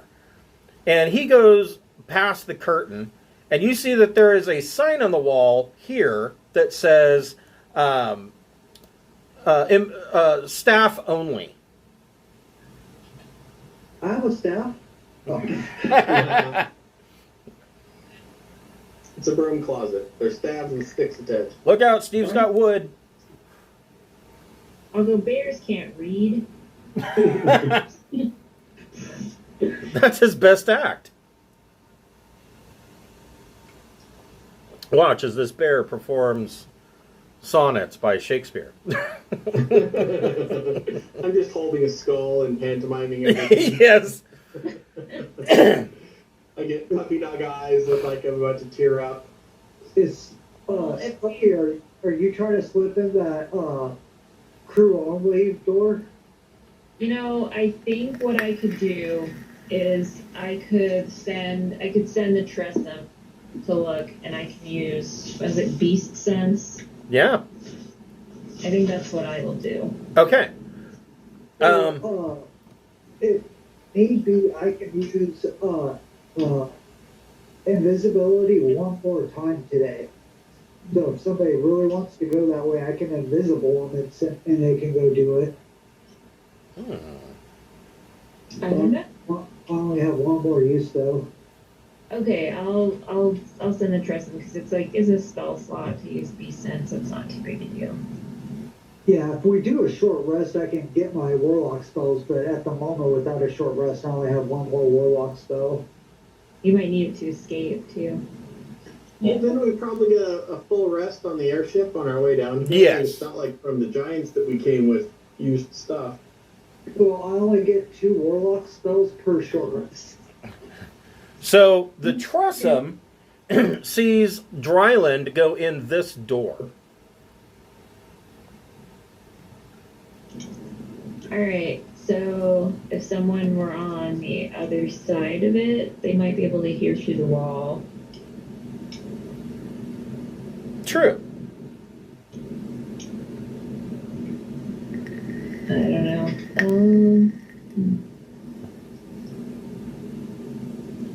The exterior door?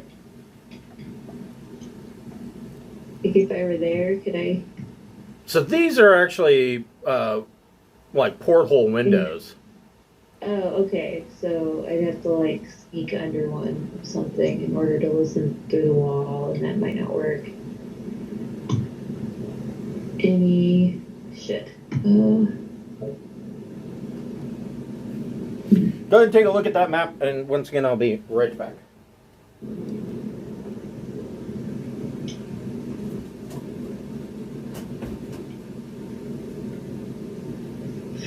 Well, I guess the Tressum could look in the window too. Like, who gives a shit if the Tressum's looking at you? That's usually not a big deal.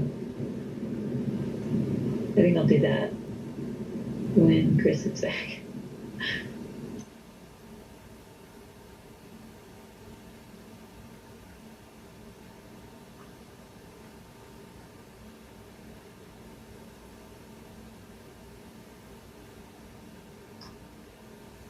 It's gonna be like that gremlin from Twilight Zone. Like, did you guys just see a cat out the window? Shut up. Go back.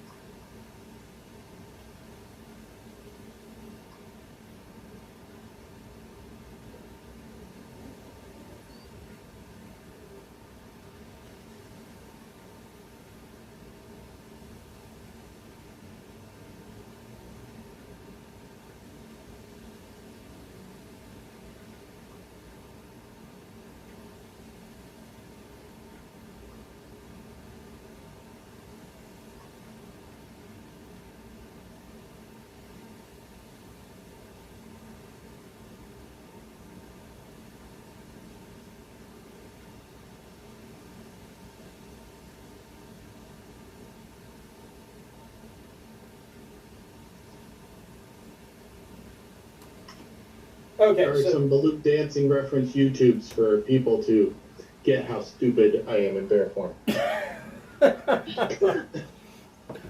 so what was your plan, Smokey? The Tressum's gonna stare in the window because who cares if a Tressum is looking at you? Okay.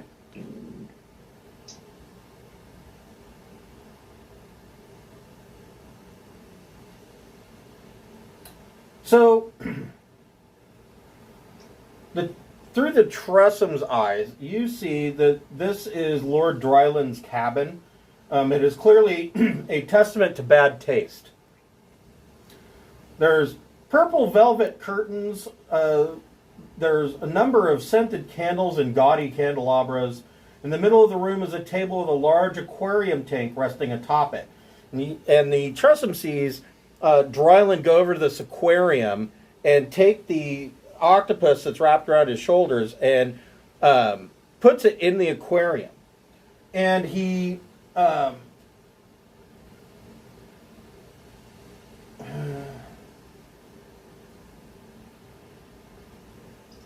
on here.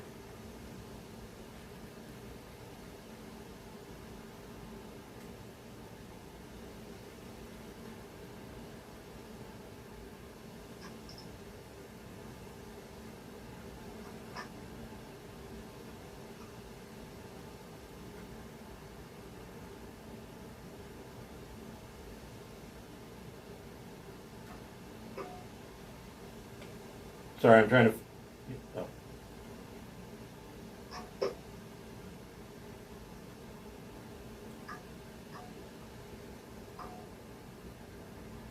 In the aquarium, so this octopus goes into the aquarium, and of course, at the bottom of the aquarium is small river rocks, and you see a little setup that looks like some palm trees. And there is what appears to be a sunken pirate chest in the middle of this aquarium. You see, the Tressum sees Dryland reach into one of his pouches, pulls out a key, and reaches into the aquarium and opens up the lid to the dead man's chest at the bottom of the aquarium, puts the key inside and shuts the chest. Weird. All right.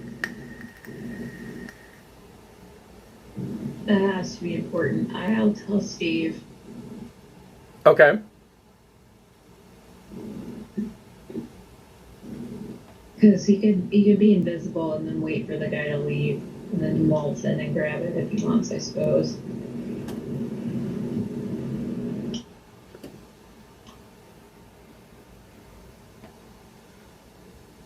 So, Steve, Smokey tells you about this key that she sees through the eyes of the Tressum.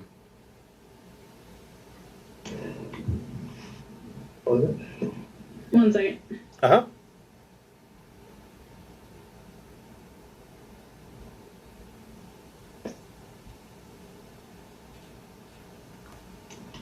So what am I doing? So, Smokey tells you that she, through the eyes of the Tressum, she saw Dryland put the octopus into an aquarium. At the bottom of the aquarium, he's got a little setup that looks like there's a couple of palm trees and a dead man's pirate chest at the bottom. He reaches into the aquarium. He pulls out a key from his pocket, reaches into the aquarium, opens the chest, and puts the key inside the chest, and shuts it again. And the octopus is now inside the aquarium with the chest.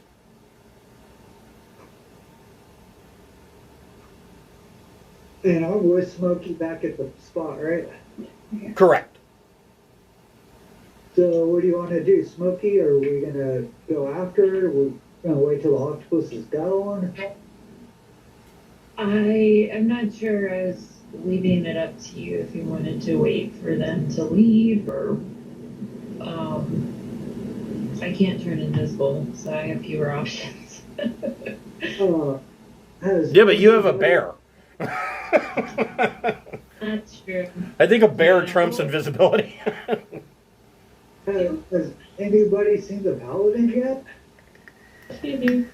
No, not yet. Can I ask performers about the song that they sing, like where they learned it? Sure. And who wrote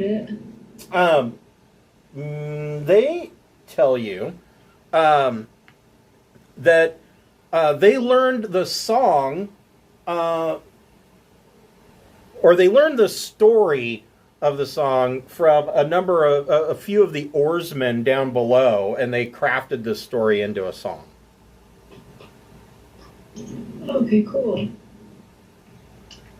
Yeah, I mean, I know the key's enticing. I just don't know what it is yet. So, like, I'm not sure if we would attack or not. It's probably got something to do with this, but until we know what, I'm sure we should storm in and take it. It's the key to Davy Jones' locker. You could go talk to oarsmen, or I could. I don't know. Would I get in trouble for wandering away? Or Scaly's so entertaining that it might be fun. Yeah, pretty much everybody in the room is paying attention to Scaly, not really paying much attention to Smokey or Steve. Okay. I'll go As talk. I can, I'm gonna join up with the party and like change back into myself going up the stairs. Okay, well, first, Being away from people. before you do that, Yeah, Smokey, I can invisibility into the room, but once I try to interact with that key, my invisibility is going to be lost, and then it's going to be pretty obvious what's going on. Oh, I didn't know that's how it worked. Never mind. Oh, yeah, I'd have So, Clitaris, you've got these 10 Golden Goose gambling chips. that. I was going to be like, what's up? So you've got these 10 Golden Goose gambling chips while you're sitting at this table. How many are you betting? I mean, I guess I'll equivalent to what they're doing. Okay. The high stakes table. Okay. So you bet 7 of these chips. Make an intelligence check.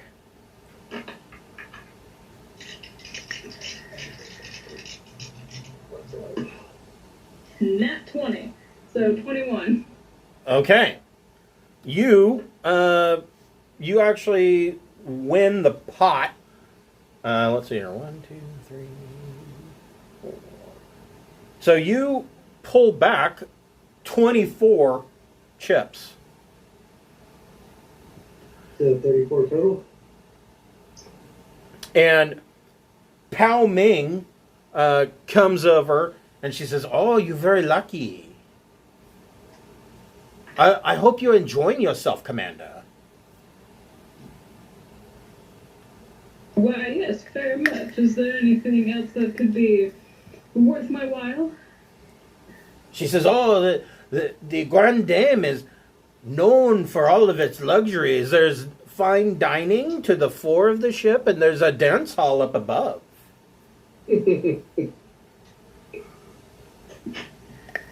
Maybe you go up and you find a nice young so-and-so to dance with, eh? Well, perhaps I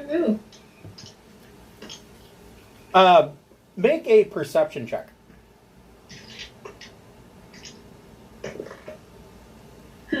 Four. So you have no clue. You have no real. I mean, she looks like an Asian woman that is clearly, obviously from Karatur or somewhere far, far beyond the Sword Coast. You have no clue as to what her abilities are. She looks, with a 4, you can tell she looks like she could handle herself in a fight, which, I mean, it's clearly she takes her job as the pit boss for the casino fairly seriously. The only other thing that of note is that she is wearing a robe that it's like a tan sand-colored robe, and there is a green serpent pattern stitched into the robe. Okay. So do you want to head up to the dance hall? Yes. Okay. So, and you said you were going to change back? Yeah. Like on the stairs. Yeah, so as you're going up the spiral staircase, a couple of people pass you, and as soon as they're out of sight, midway up the stairs, you change back into Clitaris. Yes. Which also, yeah, no, so you step up in all of Clitaris' fine glory, minus your weapons. Yeah. And you can see that the bear is... people are applauding and carrying on at the antics of the bear, and you see Steve and Smokey. What would you guys like to do? We should all exchange information about what we heard and saw. Yeah. So you now know, you all know that this foppish drunk noble downstairs claims to have killed a storm giant that sounds an awful lot like the murder of Queen Neri. And Clitaris, you know that Dryland has a key that to something that is apparently fairly important, and that he's currently in his cabin just beyond that curtain.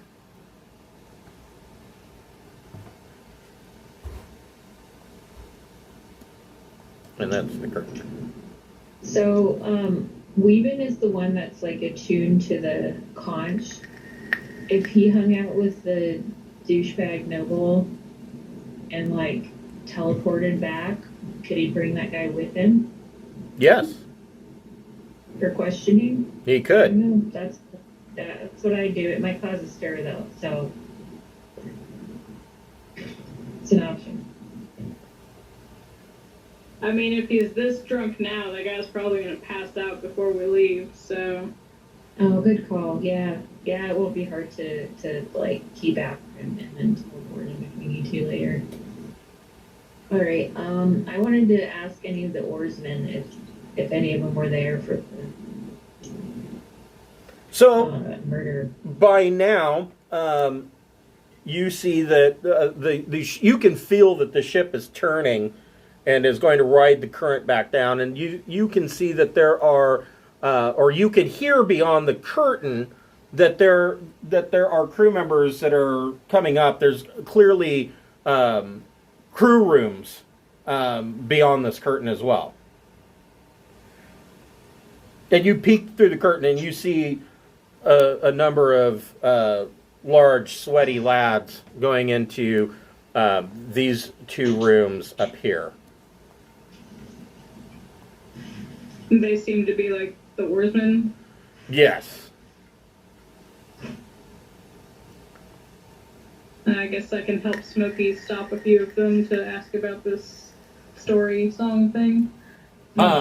So the story that you get from the oarsmen is that a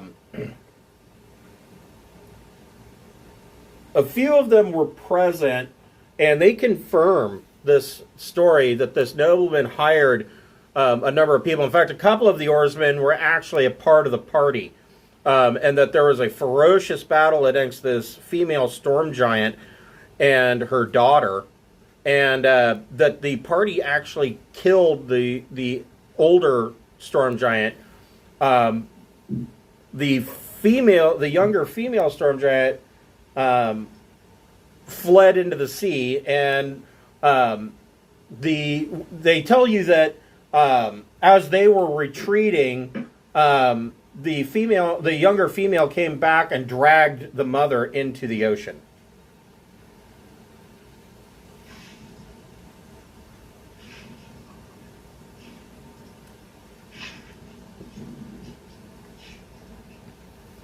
So no clue about the king yet, though. But they okay. No. Well, wasn't the song about a kidnapped storm giant? Yes, the song was about a kidnapped storm giant. The oarsmen tell you, they confirm the story told in the song as well, and they tell you that a storm giant noble was that a storm giant noble was captured and kidnapped and is being kept on a ship somewhere in the trackless sea, but they don't know where.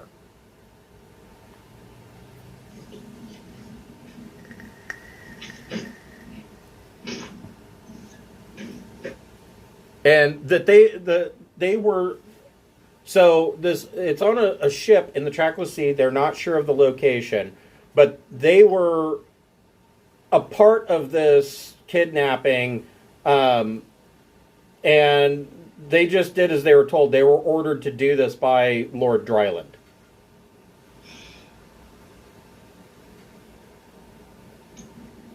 Okay, now we got a reason to confront Lord Dryland. So what would the party like to do?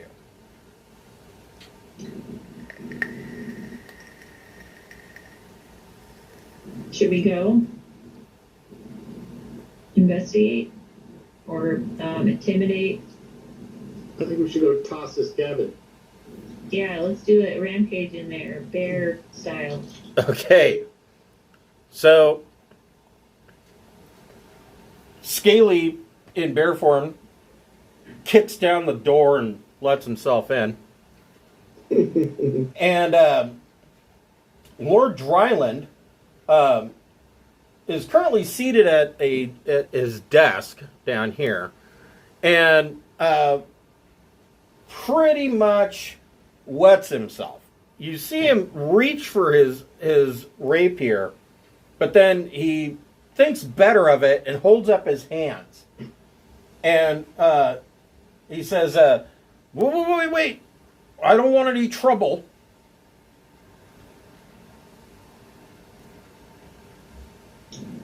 Where's the king of the storm giants?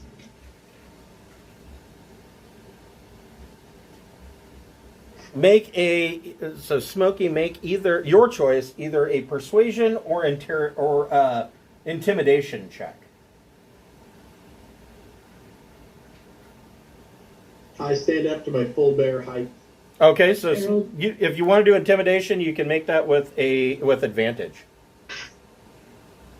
19 is my best roll. Okay.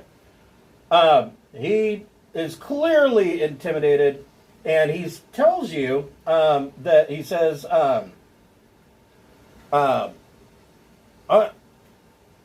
to understand. I had to kidnap King Hekaton. I'm a member of the Kraken Society." And he tells you, he says, Hekaton is currently aboard a ship called the Morkoth. And he tells you the location. He says that the ship is around the area of the whale bones, which are a small series of islands. And he tells you that Hekaton is currently a prisoner aboard the Morkoth, sailing around the northern islands of the Trackless Sea. And then, as soon as he says that, his eyes go wide, and he clutches his head, and he gets a bloody nose, and he keels over and dies. I feel him.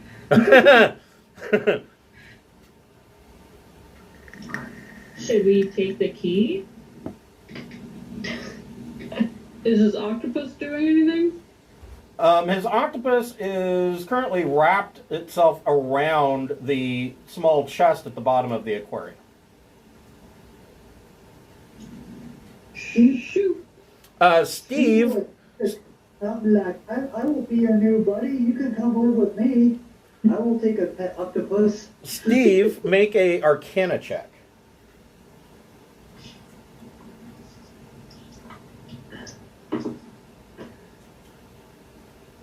That's going to be a 16.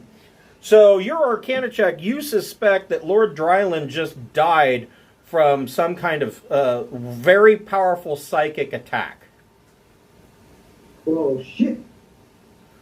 To be exact, it was a psychic attack that dealt 20 hit points worth of damage directly to his skull. Hey, guys, watch out. We got some scanners going on up in this. Can we, like, just tuck him into bed like he just kind of died in his sleep so it doesn't come out that, like, somebody killed him? Says the paladin. Oh, yes. So Cleitaris is tucking him into his hammock, covers him up. Shh, you're fine. You're fine. She's saving the staffers from trauma. Yes.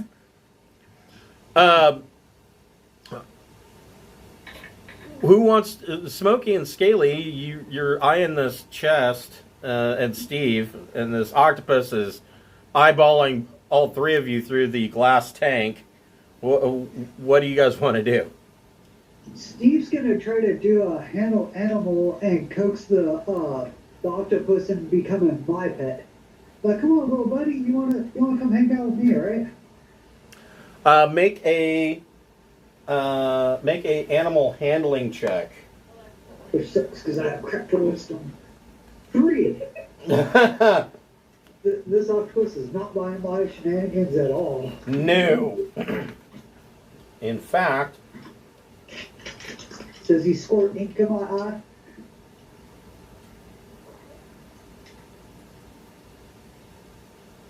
the octopus the octopus turns a bright red color and climbs up to the edge of the tank and reaches out and tries to swat at Steve with its tentacle. Slap fight. I see how it is. But it only gets a 12. But it is clearly pissed off and is not wanting to let anybody near this little chest at the bottom of its aquarium. Anybody got some anchovies? I want to make a perception check because this doesn't seem like normal octopus behavior. Okay. Not my best perception roll today, 17. You can tell that this octopus is clearly fully bonded with Dryland. It is actually an octopus. It's just really good friends with Dryland. I will try telepathy with it and ask it why it's still protecting the key.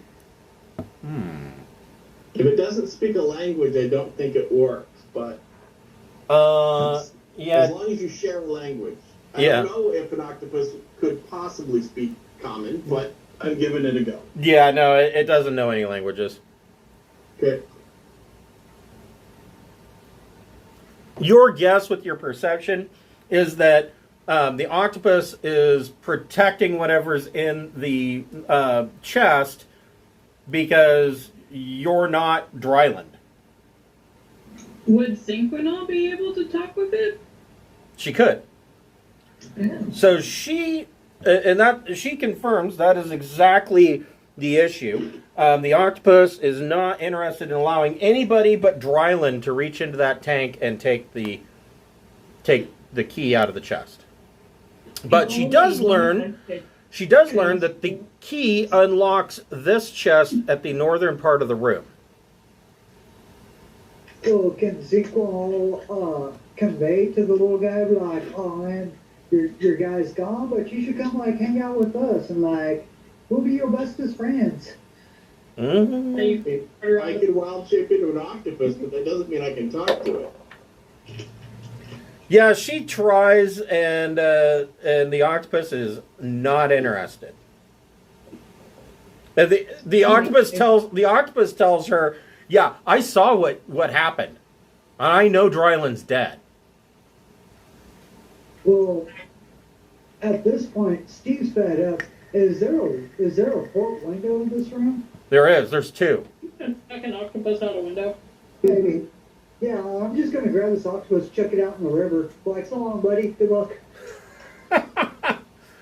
Make a Make like a ninja star. make a strength check.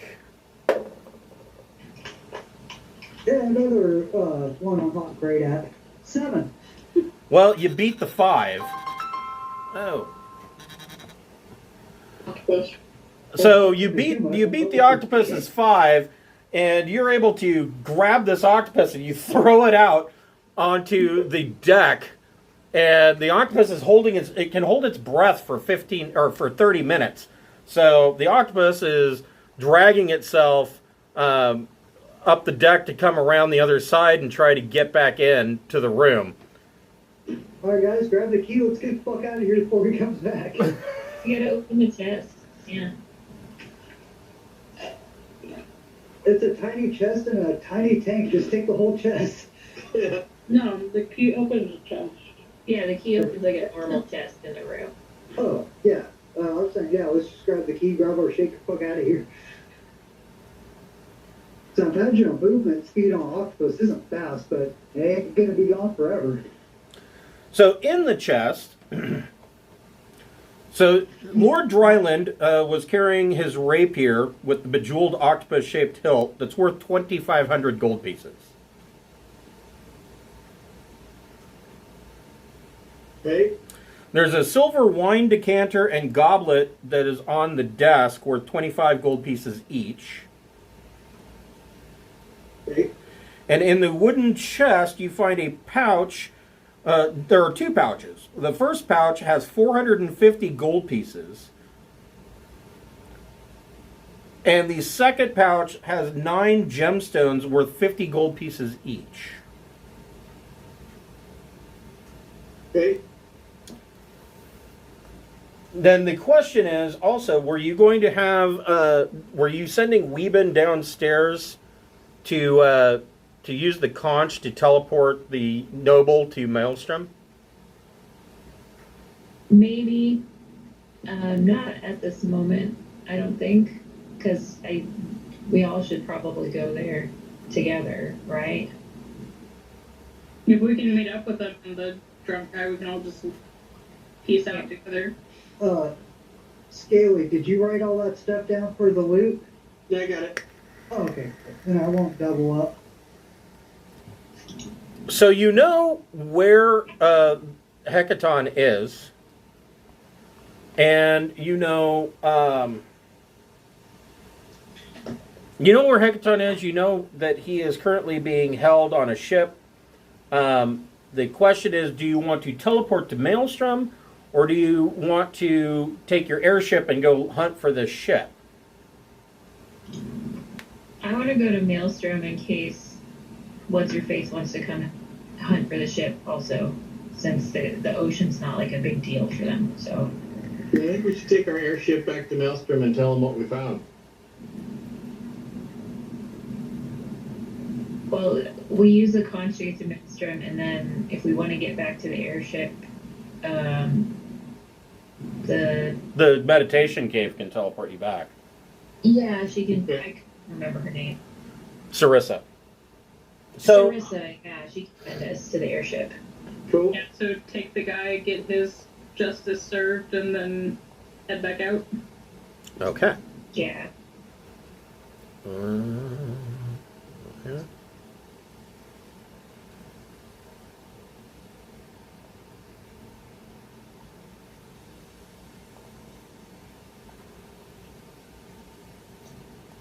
Hey guys, I want some goose tokens. I don't know what they're worth.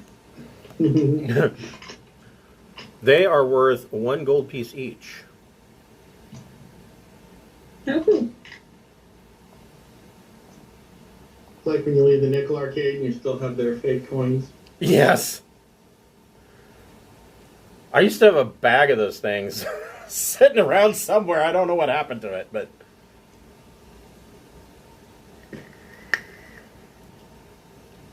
so so you're going to use the conch and try to take this nobleman with you? Yeah. Okay. So the nobleman, you go over to try and grab this nobleman, and he clearly has no interest in doing anything with you guys. Um,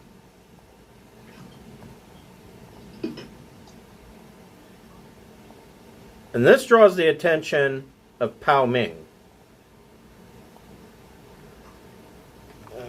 Go ahead and roll initiative.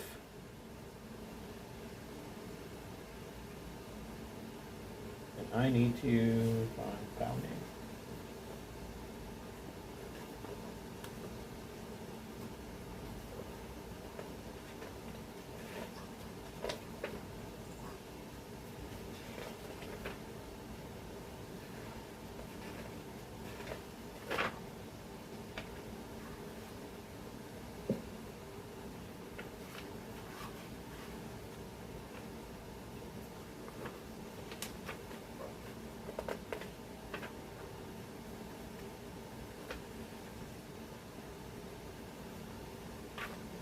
All right.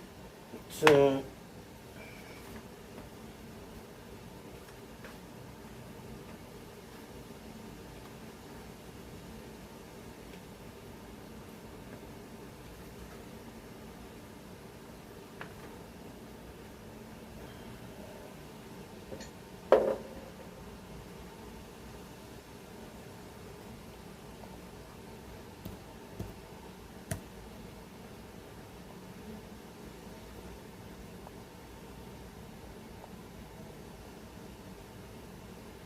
okay, so Pao Ming sees you trying to take this nobleman or get him up from the table so that Weeben can blow the conch.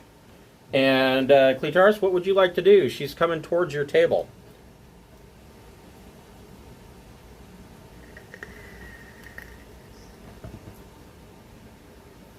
That kind of seems like some hokey.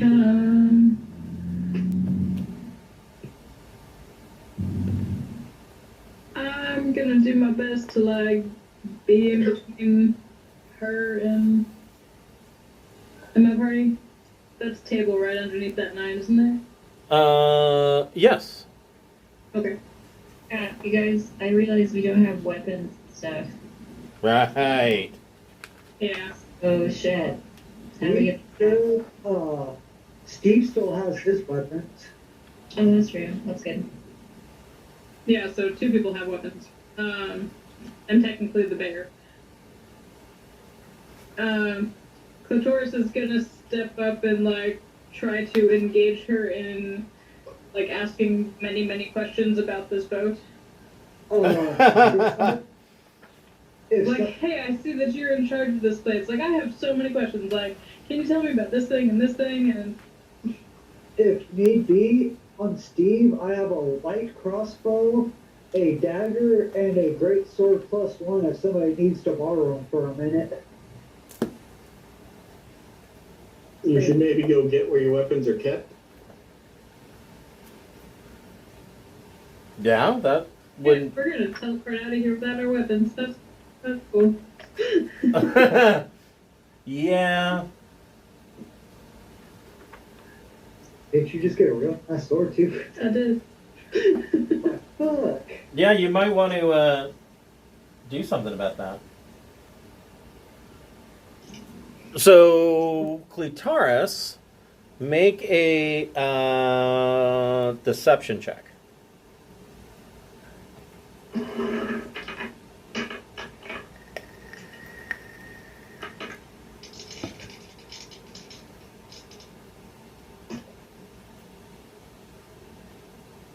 I rolled twice.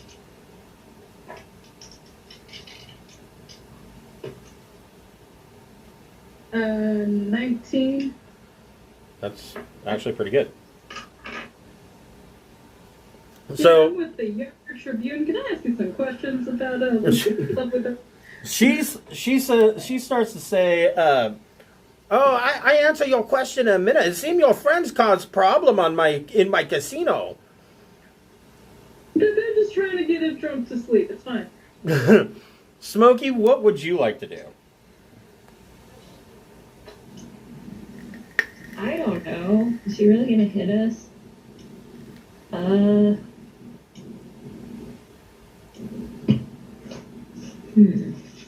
would I like?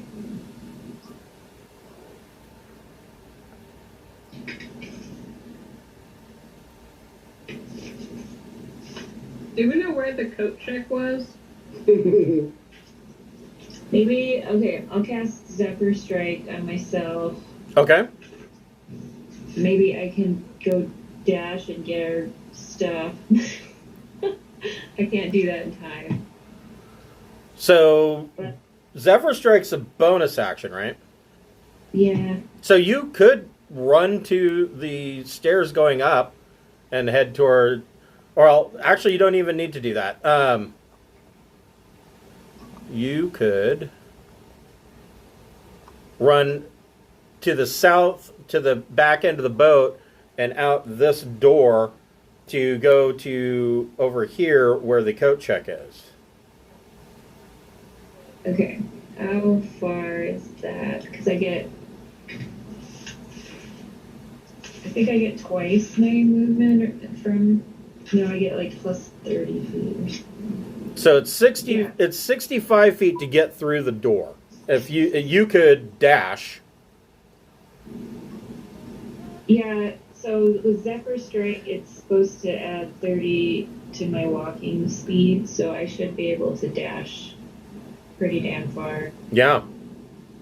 So yeah, I'll go ahead and dash over there and get steps, because I don't want to use weapons. Okay.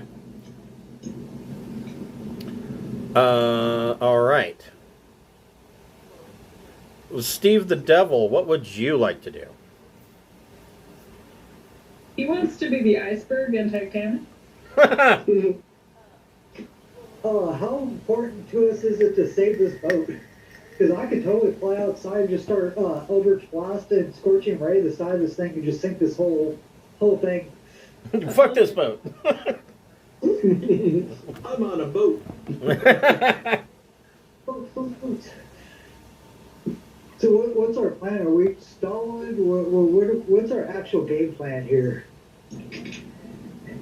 We don't have one. We're trying to get the Drunk Noble too, under the sea, and we're also, oh shit, trying to get the weapons before we do that. Get our stuff, get noble boat punch. Well, if you guys want, how getting an eyeball sizing? How strong does that noble look? Not terribly. Could I non-lethal damage, punch him in the face, knock him out, and just drag him with us? Sure. I will go for that. Okay, good. To the side of the head. Go ahead and make a... It would be a D20 plus your strength modifier. Can I go with Dex? No. No. Okay. I aim for judo chop. 14?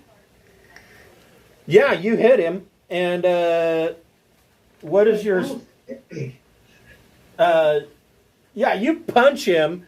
He fails his con check miserably and falls unconscious due to the liquor. And he is now out. So Steve's actually over here. And Steve and Weeben are trying to pull him out from the table so that he can blow the conch. Yeah, I'll look at the panel and grab him. Scaly, let's go grab the weapons. Get the fuck out of here. Pao Ming, as a bonus action, says a command word. And you see that one of the embroidered snakes on her robe comes to life, crawls off the robe, and is next to her and is going to make an attack on Clitaris. Wait, oh shit. Yeah, you said snakes. I thought I heard you say steaks. So I was like, well, a porterhouse just gonna attack me?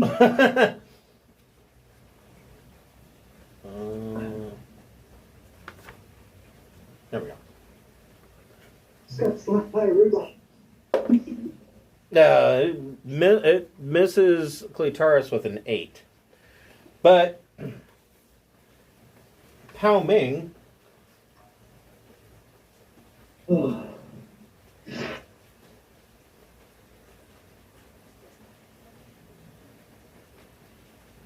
Pao Ming casts Mage Armor on herself.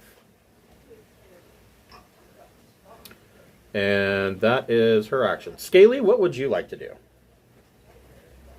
I transform into a giant snapping turtle and I bite pounding. Okay.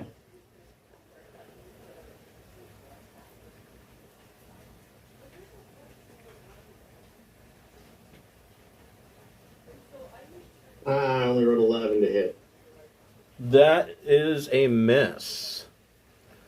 But I am now that was a bonus action to transform into a giant snapping turtle. And Weeben blows the conch. And all of you are teleported back to Maelstrom. With or without our equipment? With your equipment. Because Smokey went and got your equipment. Oh, cool. That's the one good thing about being a warlock. Hexblade is I can never leave my equipment. It's always with me. Yeah. Yeah. Ah. So everybody take a level in Warlock so we don't have to boost our equipment? Pretty much. When I wild shape, I can choose to have all my equipment integrated into my form. I can't use it, but it's with me.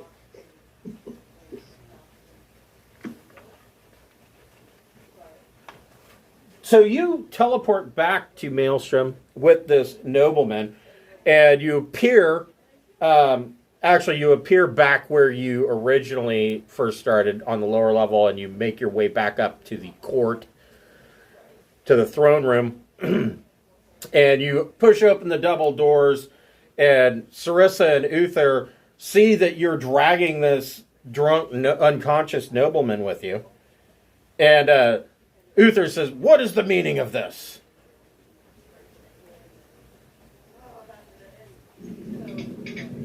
This nobleman was bragging about subduing the queen.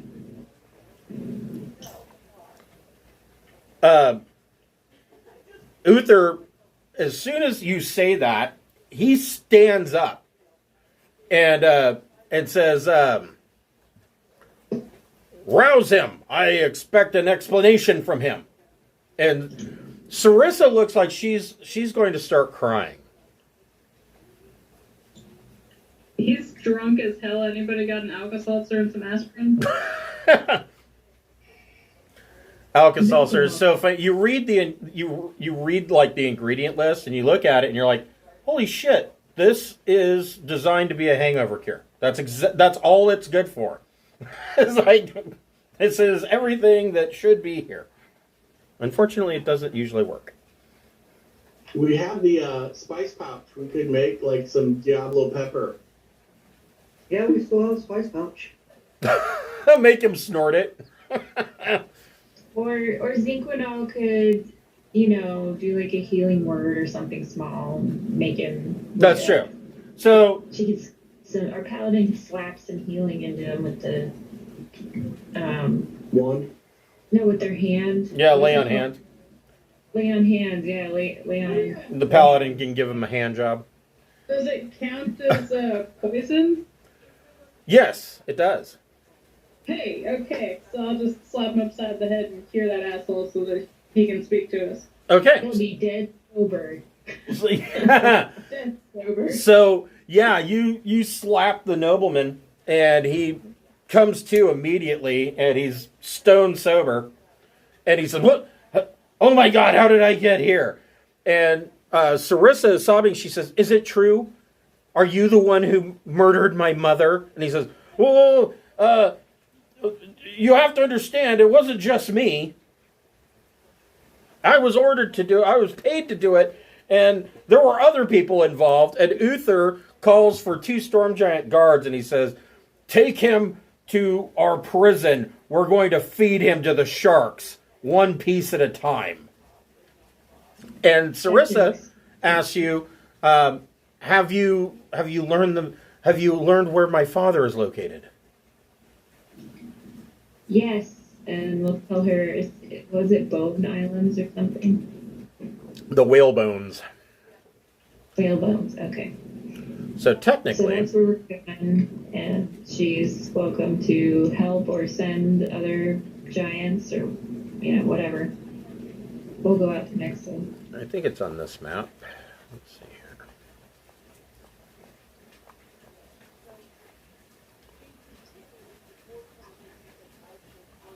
Oh, I'm sorry. Maybe it wasn't the Whalebones.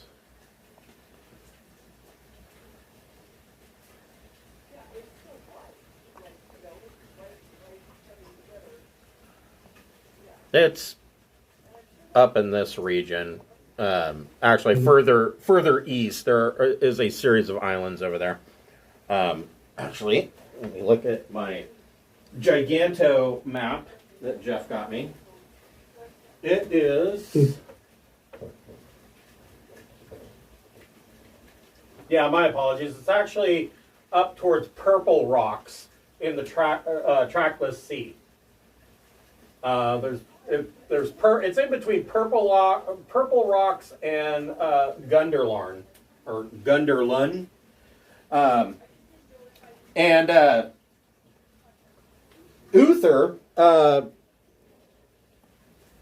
Uther stands up and says that he'll deal with the prisoner when he gets back. But he is taking a group of guards with him. And he dives into the pool. They're going to swim all that way. Sarissa asks that you assist in rescuing her father. Love to. Let's do it. Okay. So she teleports you back to your airship, and you are underway to the Morkoth.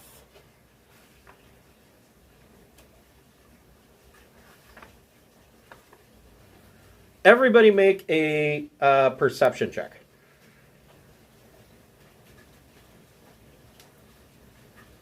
Oh my god.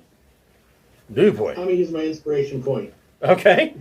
I got 14. Not better. Barely better. Barely better. What did Smokey get? 14. Okay. What about Clitoris and Steve? 7 for Clitoris, 18 for Steve. So, after traveling around over the trackless sea for several hours, Smokey and Steve see a boat. And I need to find it.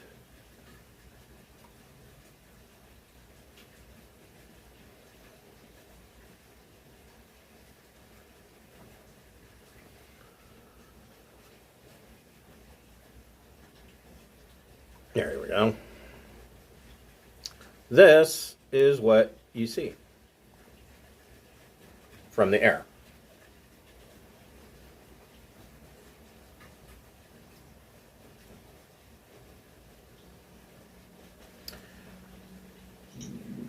It's time to parachute. Now, this boat is kind of a peculiar shape. It's kind of shaped like a squid.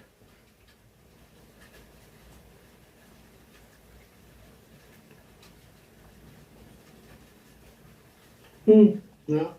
And I will show you the map of the boot. Dust boot. So this is the Morkoth.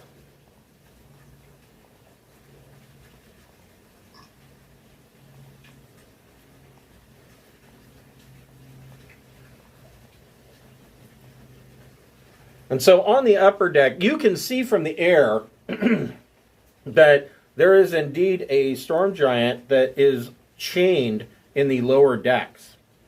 The Morkoth has 2 ballista on the front and 2 in the rear, and there are 4 guards on the front, and in the rear there are 4 guards, and you see a large half-orc that is steering the ship. How would you guys like to approach? I assume we don't want to lose our airship to ballista. That would be a safe assumption. I can fly over on my broom. Steve can fly over. What else? We got other people that need to get dropped off. I can still carry Weaving. I can't carry anybody else. Everybody else is beyond my weight And limit. Zinquinol could dive into the water and swim to the ship. So it's just Smokey and Clitoris. Right. Smokey and Clitoris, that sounds like a movie from the 70s starring Burt Reynolds and Clint Eastwood. I do have a sorcery spell slot I can use for enlarge and reduce. I can shrink somebody and Scaly can carry them on the broom. I could shrink them. Sure. Okay. And that's just one person left to get there.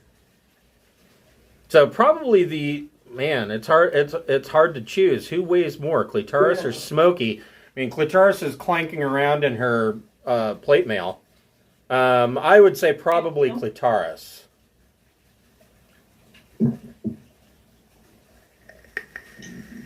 Okay. There's one thing. I have Weaven has a spell on the mandolin. I think you can cast fly with the mandolin.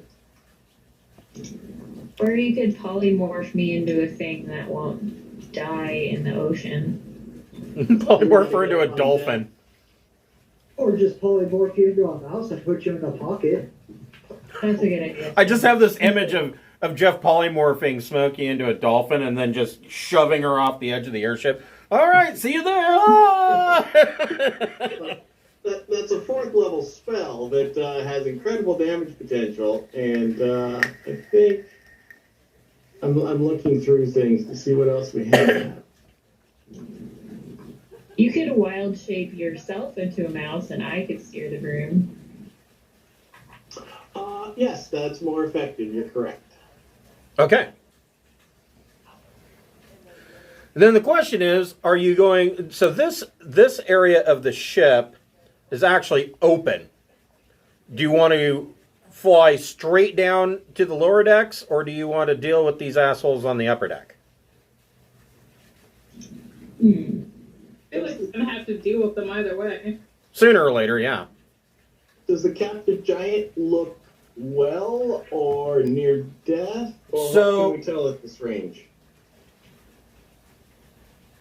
You see that there are 4 chains that bind the giant to the deck, and he's lying on his back, wrapped in these chains. He appears to be about 28 feet tall, and it seems like he's frozen in time. His eyes are open and staring blindly into the sky. Okay, so freeing him is probably not a combat asset. Let's fight up here and have Zinquinol help him.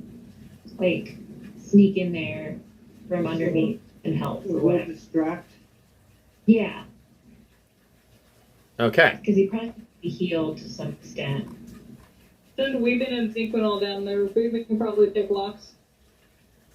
Okay. So then my question is, are you landing at the fore up here, or are you landing in the aft?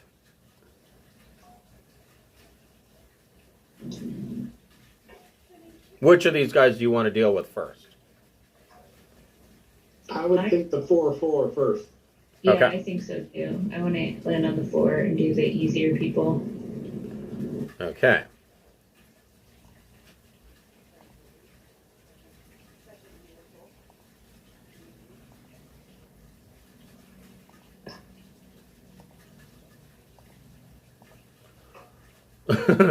It's going to be awfully crowded up there. Oops. Steve, you should endeavor just to shoot people off the deck into the water.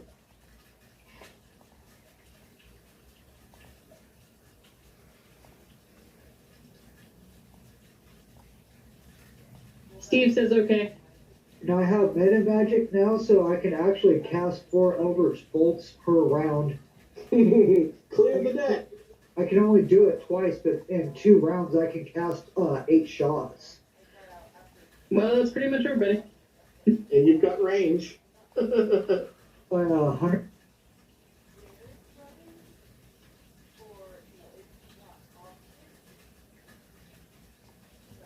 Let's see here. We will put zinc and Weeben down here.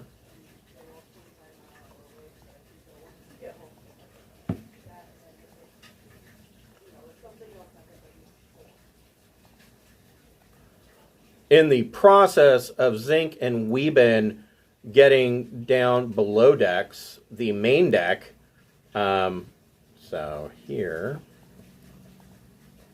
oops, this guy, and this guy, you find that there are 2 guards down overlooking King Hekaton.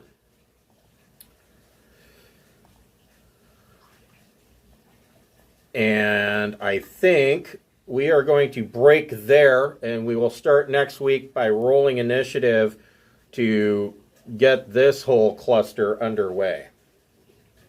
Sounds good. This should be quite interesting. All right. So tune in next week at 12 o'clock on Saturday to find out how well these guys are going to do in saving King Hekaton.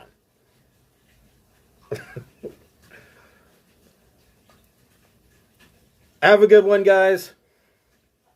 Thanks, gang. We all lived again. Thank you.